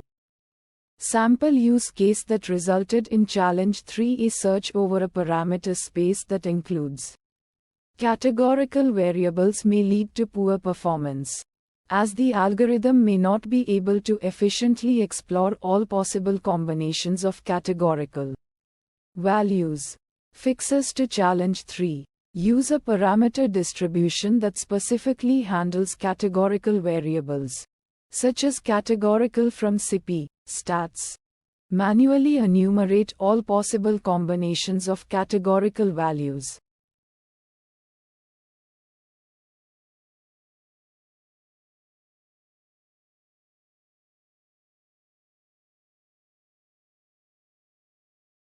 sklearn, model selection, cross-validate. Description. The cross-validate function in scikit-learn is a powerful tool for evaluating the performance of machine learning models. It performs a cross-validation scheme, splitting the data into multiple fold subsets, training the model on a portion of the data, and evaluating it on the remaining portion. This process is repeated for each fold, providing a more robust and reliable estimate of the model's performance than simply using a single train test split. Inputs. Estimator an instance of the machine learning model you want to evaluate, e.g., logistic regression, random forest classifier, etc. X the feature matrix data containing your independent variables. Y the target vector labels containing the dependent variable you are trying to predict. Groups optional group labels for the data, useful for preserving the structure of the data during splitting. Scoring optional a string or list of strings specifying the metrics you want to use for evaluation. Common metrics include accuracy, precision, recall, F1, ROCOC, R2, Nagmian squared error, etc. You can also use custom scoring functions. CV optional the cross-validation strategy to use. Common options include an integer specifying the number of folds, a CV splitter object e.g., k-fold, stratified k-fold, shuffle split, etc. An iterable yielding train. Test splits as arrays of indices. None default uses a 5-fold cross-validation. Njobs optional the number of jobs to run in parallel, e.g., -1 for using all available cores. Verbose optional controls the verbosity of the output during training. Fit params optional a dictionary of parameters to pass to the fit method of the estimator. Predispatch optional controls the number of jobs that are dispatched to the workers before starting any job. Return train score optional whether to compute the scores on the training set as well as on pay test set. Return estimator optional whether to return the fitted estimator for each fold. Error score optional specifies the value to return when an error occurs during fitting. Outputs. The cross-validate function returns a dictionary containing the evaluation scores for each fold. Fit time array the time taken to fit each fold. Score time array the time taken to evaluate each fold. Test score array the scores on the test set for each fold. Train score array the scores on the training set for each fold if return train score true. Estimator list a list of fitted estimators for each fold if return estimator true. Steps. Split the data into folds according to the specified cross-validation strategy. For each fold, train the model on the training data. Evaluate the model on the test data using the specified scoring metrics. Return the scores and other information in a dictionary. Metrics. Classification metrics. Accuracy, the proportion of correctly classified instances. Precision, the proportion of correctly predicted positive instances out of all instances predicted as positive. Recall, the proportion of correctly predicted positive instances out of all actual positive instances. F1 score, the harmonic mean of precision and recall, providing a balanced measure.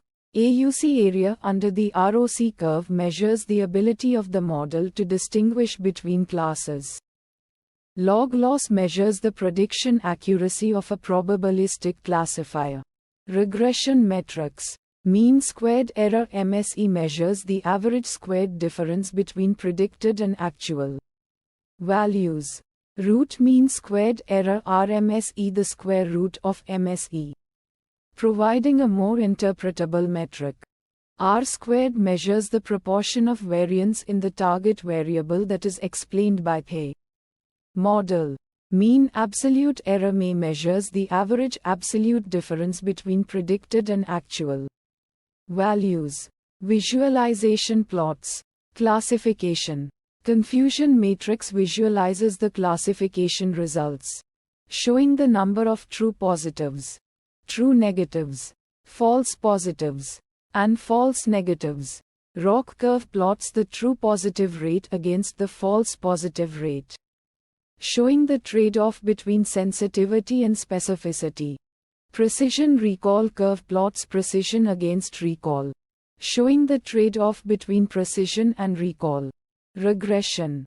Residual plot plots the difference between predicted and actual values against the predicted values, helping to identify patterns in the errors. Scatter plot of predicted vs. actual values shows the relationship between predicted and actual values, highlighting any systematic biases or outliers. Fine-tune parameters. Regularization strength. C adjusts the strength of the regularization penalty, helping to prevent overfitting. Number of trees. Estimators for ensemble methods like random forests increases the number of trees to potentially improve performance but can lead to longer training times. Maximum depth of trees. Max depth controls the complexity of individual trees, preventing overfitting. Learning rate for gradient-based algorithms adjusts the step size taken during optimization. Number of features. Max features for tree-based methods controls the number of features considered at each split. Uncertainty methods. Confidence intervals using bootstrap resampling. You can calculate confidence intervals around the estimated performance metrics. Bayesian inference employing Bayesian models. You can obtain posterior distributions for the model parameters and derive uncertainty estimates. Ensemble methods using multiple models trained on different subsets of the data. You can estimate the variability in the predictions. Challenges and fixes.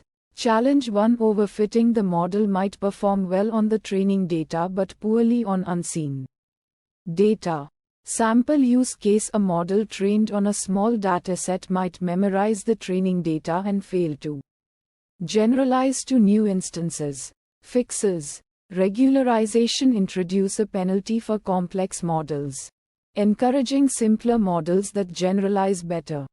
Cross-validation. Use cross-validation to evaluate the model's performance on multiple splits of the data. Early stopping. Monitor the model's performance on a validation set and stop training when performance starts to deteriorate. Feature selection. Remove irrelevant or redundant features that might contribute to overfitting. Challenge 2. Data leakage. Information from the test set might accidentally be used during training, leading to unrealistic performance estimates. Sample use case. If features used for training are derived from the test set, the model might appear to perform better than it actually does. Fixes. Careful feature engineering ensures features are created independently of the test set. Data splitting split the data into train, validation, and test sets, avoiding any leakage between sets. Challenge 3 imbalanced data when classes are unevenly distributed. The model might favor the majority class. Sample use case in a fraud detection dataset. The number of fraudulent transactions might be much smaller than the number of legitimate transactions. Fixes. Oversampling replicate minority class instances. Undersampling reduce the number of majority class instances. Weighted sampling assign different weights to different classes during training. Challenge 4 high variance. The model's performance might vary significantly across different folds of the cross-validation sample use case. A model with a complex structure might be sensitive to small changes in the data, leading to unstable performance. Fixes. Regularization introduce a penalty for complex models, reducing the model's variance. Ensemble methods combine multiple models to reduce the variance and improve the overall stability of the prediction. Challenge 5 poor choice of hyperparameters. Selecting inappropriate hyperparameters can lead to suboptimal performance. Sample use case. Using a default hyperparameter setting for a model might not be suitable for specific data. Fixes. Grid search. Exhaustively search over a range of hyperparameter values to find the best combination. Random search. Randomly sample hyperparameters from a specified distribution. Bayesian optimization. Use Bayesian methods to efficiently explore the hyperparameter space. sklearn. Model selection. Crossval predict. Description. Crossval predict is a function within scikit-learn sklearn that provides a convenient way to perform cross-validation and generate predictions on the same data. It is particularly useful for understanding the generalization performance of a machine learning model without the need to separate the data into distinct training and testing sets. Inputs. Estimator. This is the machine learning model you want to evaluate. It should be an instance of a class from scikit-learn's model selection module. Example: logistic regression, random forest classifier, etc. X. This is your input feature matrix. It should be a 2D array where each row represents a data point and each column represents a feature. Y. This is the target variable or labels. It should be a 1D array with the same length as the number of data points in X. This can be a continuous variable for regression models or a categorical variable for classification models. CV. This specifies the cross-validation strategy. It can be an integer, specifying the number of folds in a standard k-fold cross-validation. Or it can be an instance of a cross-validation generator from scikit-learn. This determines how the data is divided into training and validation sets during the cross-validation process. Method optional. This parameter allows you to choose the prediction strategy. The default is predict, which predicts using the trained model. Alternatively, you can use predict proba for probabilities in classification or decision function for scores in classification. Outputs. YPRED. This is a 1D array containing the predictions for all the data points in X. The predictions are made based on the cross-validation process, using each data point in a validation set and predicting on it with the model trained on the remaining folds. The format of the output depends on the type of model and the method parameter. CV results. This parameter is optional and not always used. If you set return train score true, it provides a dictionary with the scores for each fold and each metric you specified. This helps you analyze the performance of the model during the cross-validation process. Steps.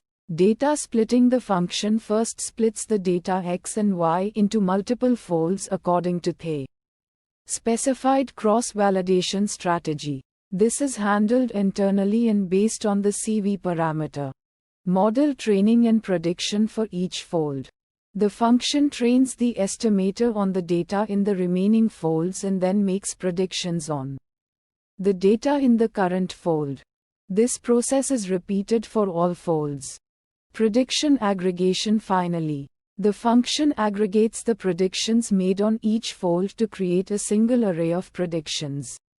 YPRED for all data points in the input dataset. Metrics. Accuracy for classification models measures the proportion of correctly classified instances. Accuracy is often used for imbalanced datasets where the number of instances in each class is very different. Precision for classification models measures the proportion of correctly predicted positive instances among all predicted positive instances. It is useful when the cost of false positives is high. Recall for classification models measures the proportion of correctly predicted positive instances among all actual positive instances. It is useful when the cost of false negatives is high. F1 score for classification models. The harmonic mean of precision and recall provides a balanced measure of both precision and recall. R-squared for regression models measures the proportion of variance in the target variable explained by the model. A higher R-squared indicates a better fit. Mean squared error MSE for regression models measures the average squared difference between the predicted and actual values. A lower MSE indicates a better fit. Visualization plots. Confusion matrix. A visual representation of the performance of a classification model. It shows the number of true positives, true negatives, false positives, and false negatives. Useful for understanding the model's ability to differentiate between classes. Precision recall curve shows the trade-off between precision and recall at different thresholds. Useful for understanding the performance of the model at different levels of confidence. ROC curve plots the true positive rate against the false positive rate at various thresholds. Useful for evaluating the model's ability to discriminate between classes. Residual plots for regression models plots the difference between the predicted and actual values. Useful for identifying patterns in the errors and assessing the model's fit. Fine-tune parameters. CV experimenting with different cross-validation strategies, e.g. K-fold, stratified K-fold. Leave one out to find the best approach for your data and model. Njobs set this parameter to a positive integer to use parallel processing for faster execution. The value determines the number of cores to use.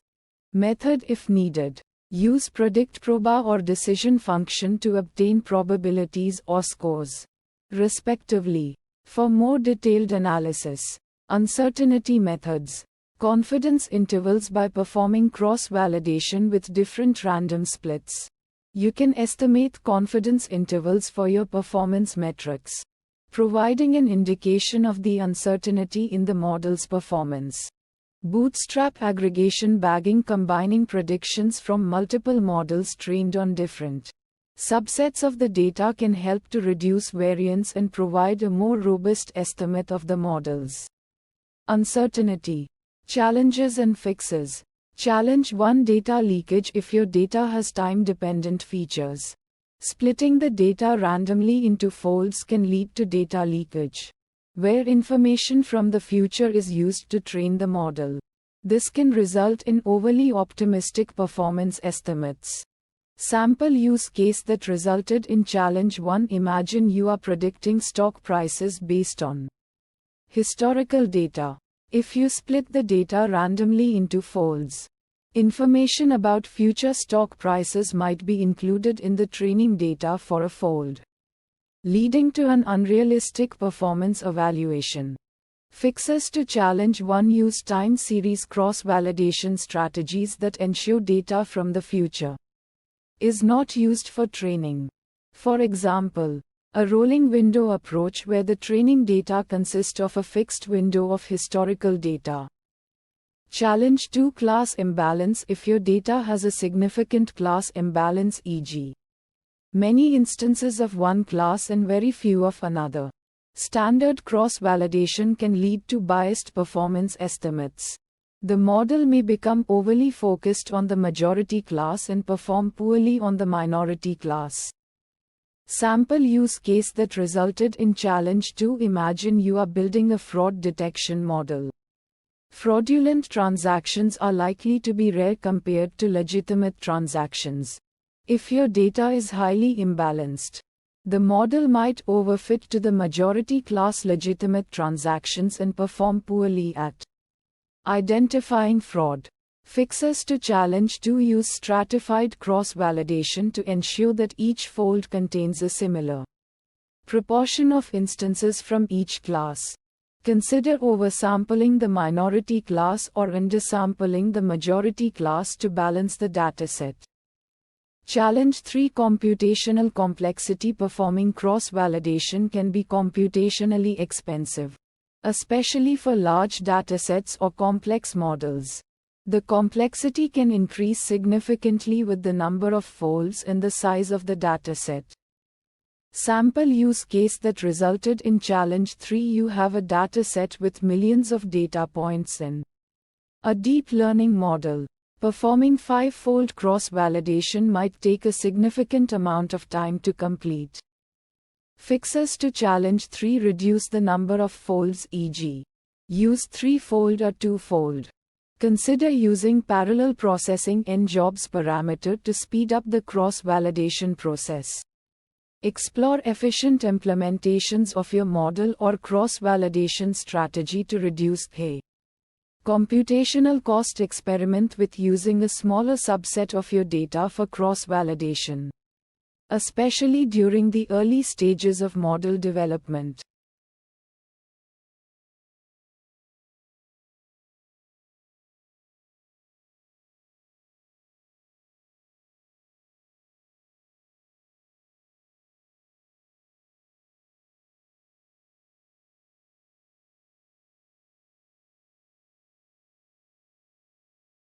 sklearn, model selection, crossval score. Description. The crossval score function in scikit-learn provides a convenient way to evaluate the performance of a machine learning model through cross-validation. It splits your dataset into multiple folds, trains the model on a subset of the folds, and evaluates its performance on the remaining folds. This process is repeated for each fold, resulting in multiple performance scores that provide a more robust estimate of the model's generalization ability compared to a single train test split. Inputs. Estimator. This is the machine learning model you want to evaluate. It can be any model supported by scikit-learn, such as logistic regression, decision tree classifier, random forest regressor, etc. X. The input features of your dataset. Typically a NumPy array or pandas data frame. Y. The target variable you want to predict. Also usually a NumPy array or pandas series. CV. This parameter determines the cross-validation strategy. You can specify the number of folds, e.g., CV5 for 5-fold cross-validation. A specific cross-validation generator, e.g., k-fold, stratified k-fold, or a predefined list of train test indices. Scoring. The evaluation metric you want to use. This can be a string representing a standard metric, e.g., accuracy, F1 macro, R2, or a custom scoring function. Outputs. Scores. An array containing the performance scores for each fold. The length of the array will be equal to the number of folds specified in the CV parameter. Steps. Data splitting. The data is divided into the specified number of folds. Model training and evaluation for each fold. The model is trained on the data from all other folds and then evaluated on the held-out fold. Performance aggregation. The scores from each fold are collected to form the output scores array. Metrics. Accuracy. The percentage of correctly classified instances for classification problems. Precision. The proportion of correctly predicted positive instances out of all instances predicted as positive. Recall. The proportion of correctly predicted positive instances out of all actual positive instances. F1 score. The harmonic mean of precision and recall, providing a balanced measure of both metrics. Mean squared error MSE. The average of the squared differences between the predicted and actual values for regression problems. R squared. A statistical measure that represents the proportion of variance in the dependent variable that is explained by the independent variables. Visualization plots. Box plot to visualize the distribution of scores across different folds. Histogram to understand the frequency distribution of the scores. Fine-tune parameters. CV experiment with different numbers of folds or alternative cross-validation strategies to find the best balance between computational time and robustness of the performance estimate.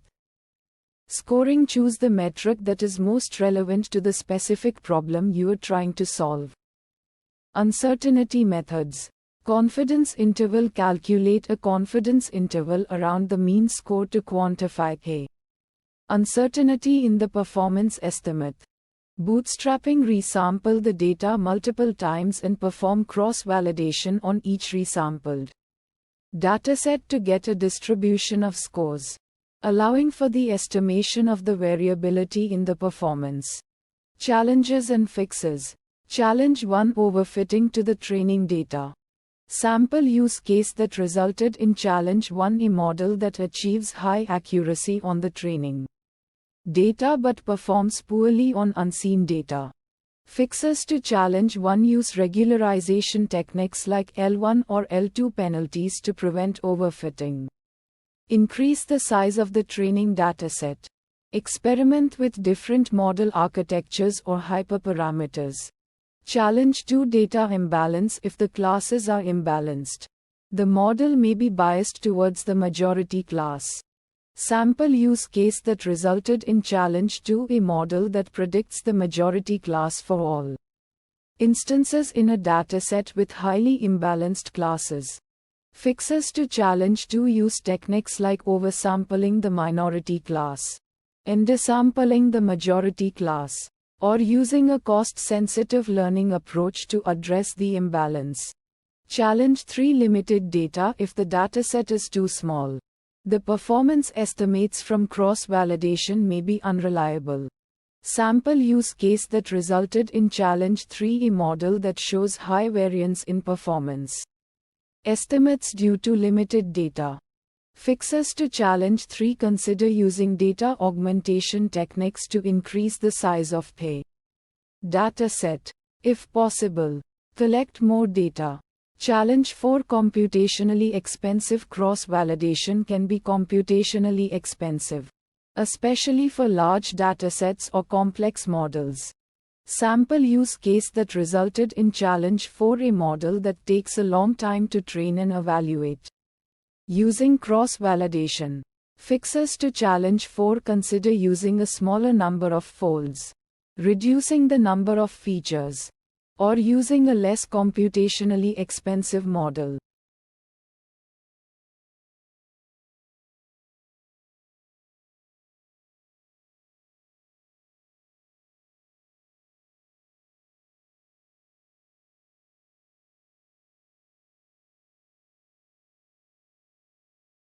sklearn, model selection, learning curve. Description. The learning curve plots the training and validation scores of a machine learning model as a function of the size of the training set. It is a useful tool for understanding the bias-variance trade-off of a model, and for identifying whether the model is underfitting, overfitting, or is just right. Inputs. Estimator the machine learning model to be evaluated. X the training data, which is a 2D array where each row represents a sample and each column represents a feature. Y the target values, which are the labels for each sample in the training data.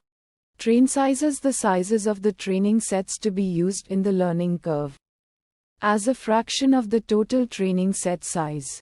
For example, if train size is 0.1, 0.3, 0.5, 0.7, 0.9, then the learning curve will be plotted for 5 different training set sizes 10, 30, 50, 70, and 90 of the total training set size. CV the cross-validation strategy to be used to evaluate the model. This can be an integer for k-fold cross-validation, a cross-validation object, or a list of cross-validation objects. Scoring the performance metric to be used to evaluate the model. This can be a string, e.g., accuracy, precision, recall, F1, a callable function, or a list of metrics. Shuffle whether or not to shuffle the training data before splitting it into train and validation sets. Random state the random seed to be used for shuffling the data. Outputs. Train sizes the sizes of the training sets used in the learning curve. Train scores the training scores for each training set size. Test scores the validation scores for each training set size. Steps. For each training set size in train sizes. Split the training data into train and validation sets using the provided cross-validation strategy. Train the model on the training set. Evaluate the model on both the training set and the validation set using the provided scoring metric. Record the training score and the validation score. Metrics. Training score the performance of the model on the training set. Validation score the performance of the model on the validation set. Visualization plots. Learning curve a plot showing the training score and validation score as a function of k. Training set size. Fine-tune parameters. Train sizes the sizes of the training sets to be used in the learning curve. CV the cross-validation strategy to be used to evaluate the model. Scoring the performance metric to be used to evaluate the model. Uncertainty methods. Confidence intervals. The confidence intervals for the training and validation scores can be computed and plotted on the learning curve. This can help to assess the uncertainty in the estimated scores. Challenges and fixes. Challenge 1. The learning curve may not show a clear trend, or it may not converge to a stable score. Sample use case that resulted in challenge 1. The model may be underfitting or overfitting the data. Fixes to challenge 1. Increase the complexity of the model, e.g., add more features. Use a more powerful model to reduce underfitting. Decrease the complexity of the model, e.g., remove features. Use a simpler model to reduce overfitting. Increase the size of the training set to reduce both underfitting and overfitting. Challenge 2. The learning curve may be noisy, making it difficult to interpret the trend. Sample use case that resulted in challenge 2. The model may be sensitive to the specific splits of the data used in cross-validation. Fixes to challenge 2. Increase the number of folds used in cross-validation. Use a different cross-validation strategy, e.g., stratified k-fold cross-validation.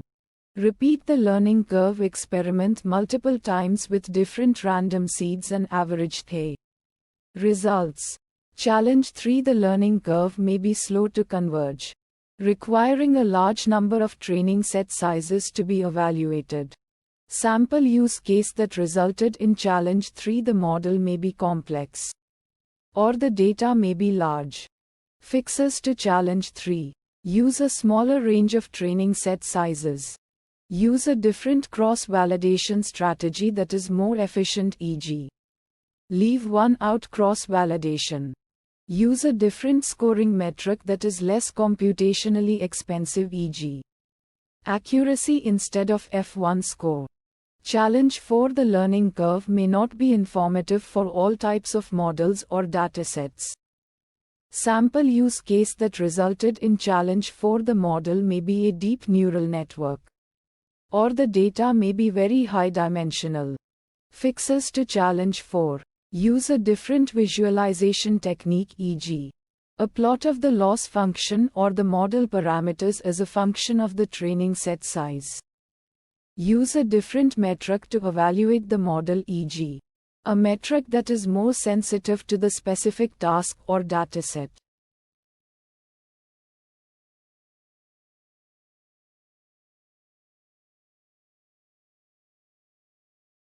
sklearn, model selection, permutation test score. Description. This function performs a permutation test for the given score function on the given dataset. It assesses the significance of the model's performance by randomly shuffling the target variable and evaluating the score on the shuffled data. This helps determine whether the observed score is due to a genuine relationship between features and target or simply random chance. Inputs. Estimator and estimator object implementing fit and predict methods. This is the machine learning model you want to evaluate. X the feature matrix, typically a 2D array. Y the target variable, typically a 1D array. Scoring the scoring function to use. It can be a string representing a common metric, e.g. accuracy, F1 macro, or a custom scoring function. CV the cross-validation strategy to use.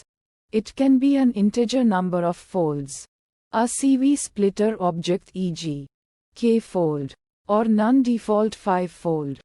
N permutations the number of permutations to perform. A higher number leads to more robust results but takes longer. N jobs the number of jobs to run in parallel for permutation testing. -1 uses all available processes. Random state the seed for the random number generator. Useful for reproducibility. Outputs. Score the score obtained by the estimator on the original data. P-value the p-value of the permutation test. It represents the probability of observing a score as high as the original score if there were no relationship between features and target. Steps. The function first calculates the score of the estimator on the original data. For each permutation, it shuffles the target variable and trains the estimator on the shuffled data. It calculates the score of the estimator on the permuted data. It repeats this process for the specified number of permutations. The p-value is calculated by comparing the original score to the distribution of scores obtained on the permuted data. A low p-value suggests that the observed score is unlikely to occur due to chance. Metrics. P-value a measure of the statistical significance of the model's performance. Visualization plots. Histogram or distribution plot of the scores obtained on the permuted data, with the original score highlighted. This helps visualize the significance of the observed score. Fine-tune parameters. N permutations increase this value for a more robust test but at the expense of computational time. N jobs increase this value to leverage multiple cores and speed up the permutation process. Uncertainty methods. The permutation test itself is a method for quantifying uncertainty, as it measures the probability of observing the observed score by chance. You can also use confidence intervals based on the distribution of scores obtained on permuted data to assess the uncertainty of the original score. Challenges and fixes. Challenge 1 high p-value indicating the model's performance might be due to chance. Sample use case that resulted in Challenge 1 a model with a high accuracy on a dataset where target variable has little correlation with the features. Fixes to Challenge 1. Consider using a different model or feature engineering to improve the relationship between features and target. Re-evaluate the dataset and ensure that the target variable is meaningfully related to the features. Challenge too long computation time for a large number of permutations. Sample use case that resulted in challenge 2 permutation testing with a large dataset and a high number of permutations. Fixes to challenge 2. Reduce the number of permutations if the time constraint is a major concern. Use a smaller sample of the data for the permutation test if the full dataset is too large. Utilize a parallel computing framework to distribute the permutations across multiple cores.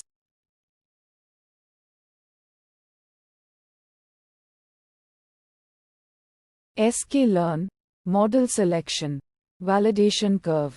Description. The validation curve function in scikit-learn is a tool for model selection and hyperparameter tuning. It systematically evaluates the performance of a machine learning model across a range of values for a specific hyperparameter while keeping other hyperparameters fixed. This process allows you to understand how the model's performance changes as you vary the hyperparameter and helps you identify the optimal value for that parameter. Inputs. Estimator: an instance of a scikit-learn estimator, e.g. decision tree classifier. Random forest regressor. This is the machine learning model you want to evaluate. X. The training data features a NumPy array or pandas data frame. Y. The training data target labels a NumPy array or pandas series. Param. Name the name of the hyperparameter you want to explore. For example, max depth for a decision tree or C for a support vector machine. Param. Range: a sequence of values for the hyperparameter to be explored. You can use a range of integers, floats, or even a list of specific values. Scoring: the metric used to evaluate the model's performance. It can be a string representing a predefined metric, e.g. accuracy, precision, recall, F1, a custom function, or a list of metrics. CV. The cross-validation strategy to use. You can choose from different strategies like k-fold for k-fold cross-validation, stratified k-fold for stratified k-fold, shuffle split, or provide a custom generator. This determines how the data is split into training and validation sets for each iteration of the cross-validation process. Outputs. Train scores: a NumPy array containing the training scores for each hyperparameter value and each fold of the cross-validation. Each row corresponds to a hyperparameter value, and each column represents a fold. Test scores: a NumPy array containing the validation scores for each hyperparameter value and each fold of the cross-validation. Each row corresponds to a hyperparameter value, and each column represents a fold. Steps. Data preparation: the input data X, Y is split into training and validation sets based on the specified cross-validation strategy. Hyperparameter exploration: the function iterates through each value in the param range. For each value, it creates a copy of the estimator and sets the param name to the current value. Model training: the estimator is trained on the training data. Model evaluation: the trained model is then evaluated on the validation set using the specified scoring metric. Result storage: the training and validation scores are stored in the train scores and test scores arrays, respectively. Metrics. Accuracy: a measure of how often the model correctly predicts the class labels. Precision: a measure of how many of the predicted positive cases were actually positive. Recall: a measure of how many of the actual positive cases were correctly identified as positive. F1 score: a harmonic mean of precision and recall, providing a balanced measure of performance. Mean squared error: MSE used for regression tasks. Measuring the average squared difference between the predicted and actual values. R-squared, another metric for regression tasks, indicating the proportion of variance explained by the model. Visualization plots. Performance curve. The validation curve function typically produces a performance curve plotting the training and validation scores against the corresponding hyperparameter values. This curve helps visualize the model's performance trends and identify the optimal hyperparameter range. Error bars to account for variations across the cross-validation folds. Error bars can be added to the performance curve, indicating the range of scores for each hyperparameter value. Fine-tune parameters. Hyperparameter range. Choose a suitable range of values for the hyperparameter that covers the potential optimal values. Start with a wider range and narrow it down based on the initial results.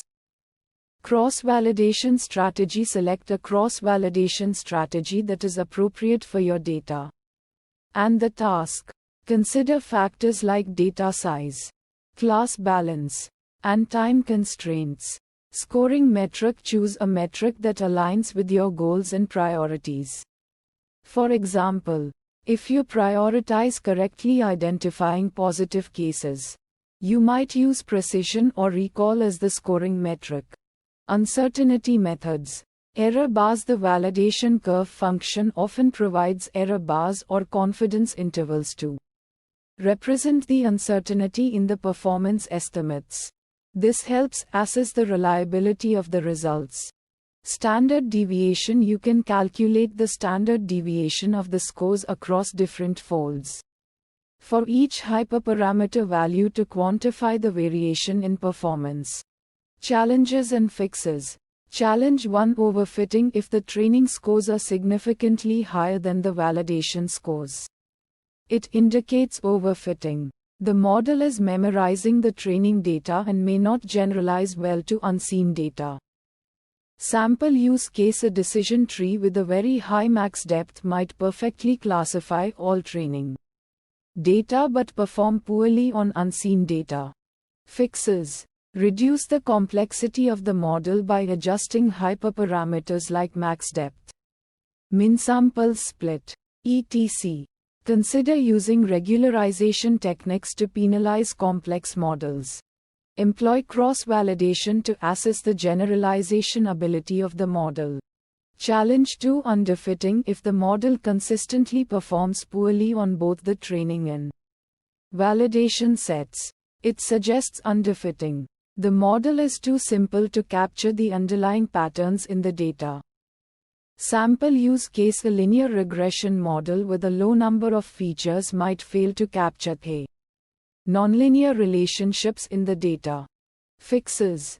Add more features or increase the complexity of the model by using more expressive models like decision trees or support vector machines. Explore feature engineering techniques to create new features that better capture the relationships in the data. Ensure that the chosen hyperparameters are appropriate for the model and the data. Challenge 3. Data imbalance. If the dataset is imbalanced, e.g., more instances of one class than others, the model might favor the majority class and perform poorly on the minority class. Sample use case. A credit card fraud detection model trained on a dataset where fraud cases are much less frequent than non-fraud cases might struggle to identify actual fraud instances. Fixes. Use stratified cross-validation to ensure that the class distribution is maintained in the training and validation sets. Consider using different scoring metrics that are more suitable for imbalanced datasets, like F1 score or AUC. Explore oversampling techniques, e.g., SMOT, to artificially increase the number of instances in the minority class. Use undersampling techniques to reduce the number of instances in the majority class.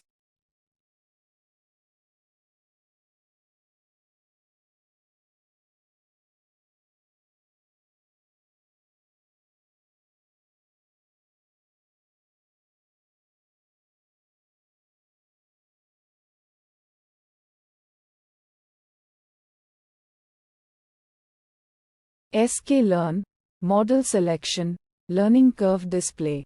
Description. Learning curve display is a class in scikit-learn that helps visualize the learning curve of a machine learning model. It plots the model's performance, e.g., accuracy, precision as a function of the training set size. This visualization allows you to assess how well the model learns from data, whether the model is overfitting or underfitting, the potential impact of collecting more training data. Inputs. Estimator, the machine learning model, e.g., a classifier or regressor whose learning curve you want to visualize. X, the input features for training. Y, the target labels for training. Train size is a list or array of training set sizes to use for generating the learning curve. The values in this list should be between 0.0 and 1.0, representing fractions of the total training data. Scoring, a string or callable object specifying the evaluation metric to use for the learning curve. Common metrics include accuracy, precision, recall, F1 score, etc. CV, an integer or object defining the cross-validation strategy. This controls how the training data is split into training and validation sets during each iteration of the learning curve. Shuffle, whether to shuffle the training data before splitting it. Random state, an integer used to control the random number generator for shuffling. N jobs, the number of parallel jobs to run for cross-validation. Error score, a value to assign to the score if an error occurs during cross-validation. Train size subs, a list or array of absolute training set sizes to use for generating the learning curve. These values are in terms of the number of samples. Axis, matplotlib axis object to draw the plot on. If none, a new figure will be created. Outputs. Plot, a matplotlib plot displaying the learning curve. The plot shows the model's performance on both the training and validation sets for different training set sizes. Fig, the matplotlib figure containing the plot. This allows you to customize the plot further. Steps. Initialize the learning curve display object with the desired model and other parameters. Call the plot method of the object to generate the learning curve plot. Metrics. Training score, the model's performance on the training set, measured using the specified scoring metric. Validation score, the model's performance on the validation set, measured using the specified scoring metric. Visualization plots. Learning curve, a line plot showing the model's training score and validation score for different training set sizes. The plot typically includes error bars indicating the standard deviation of the scores across cross-validation folds. Fine-tune parameters. Train sizes adjust the range and number of training set sizes used to get a more detailed or concise learning curve. CV, modify the cross-validation strategy to control how the data is split for evaluation. Scoring, select a metric that is relevant to the specific task or problem being addressed. N jobs, increase the number of parallel jobs to speed up the computation of the learning curve. Uncertainty methods. Error bars, the learning curve display automatically generates error bars on the plot, showing the standard deviation of the scores across cross-validation folds. This provides a measure of the uncertainty in the performance estimates. Challenges and fixes. Challenge 1, learning curve is too noisy or erratic. Sample use case that resulted in challenge 1 using a small number of training set sizes or a low number of cross-validation folds. Fixes to challenge 1. Increase the number of training set sizes used to generate the curve. Increase the number of cross-validation folds to reduce the variance in the performance estimates. Challenge 2, learning curve shows overfitting. Sample use case that resulted in challenge 2, the model performs much better on the training data than on the validation data. suggesting that it is memorizing the training examples rather than generalizing to unseen data. Fixes to challenge 2. Try simpler models with fewer parameters.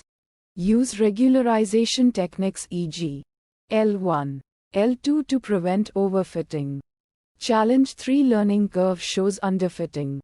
Sample use case that resulted in challenge 3 the model performs poorly on both the training and validation data, indicating that it is not complex enough to capture the underlying patterns in the data.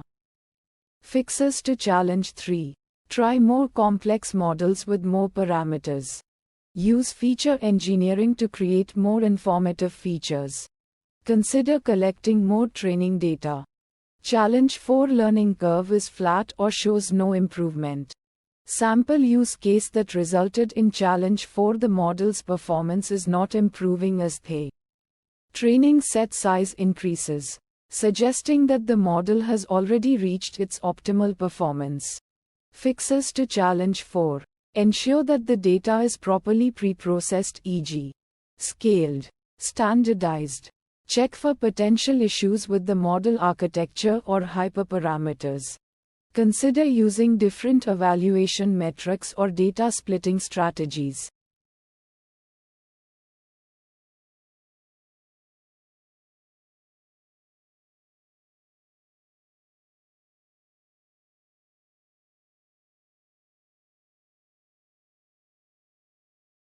sklearn, model selection, validation curve display.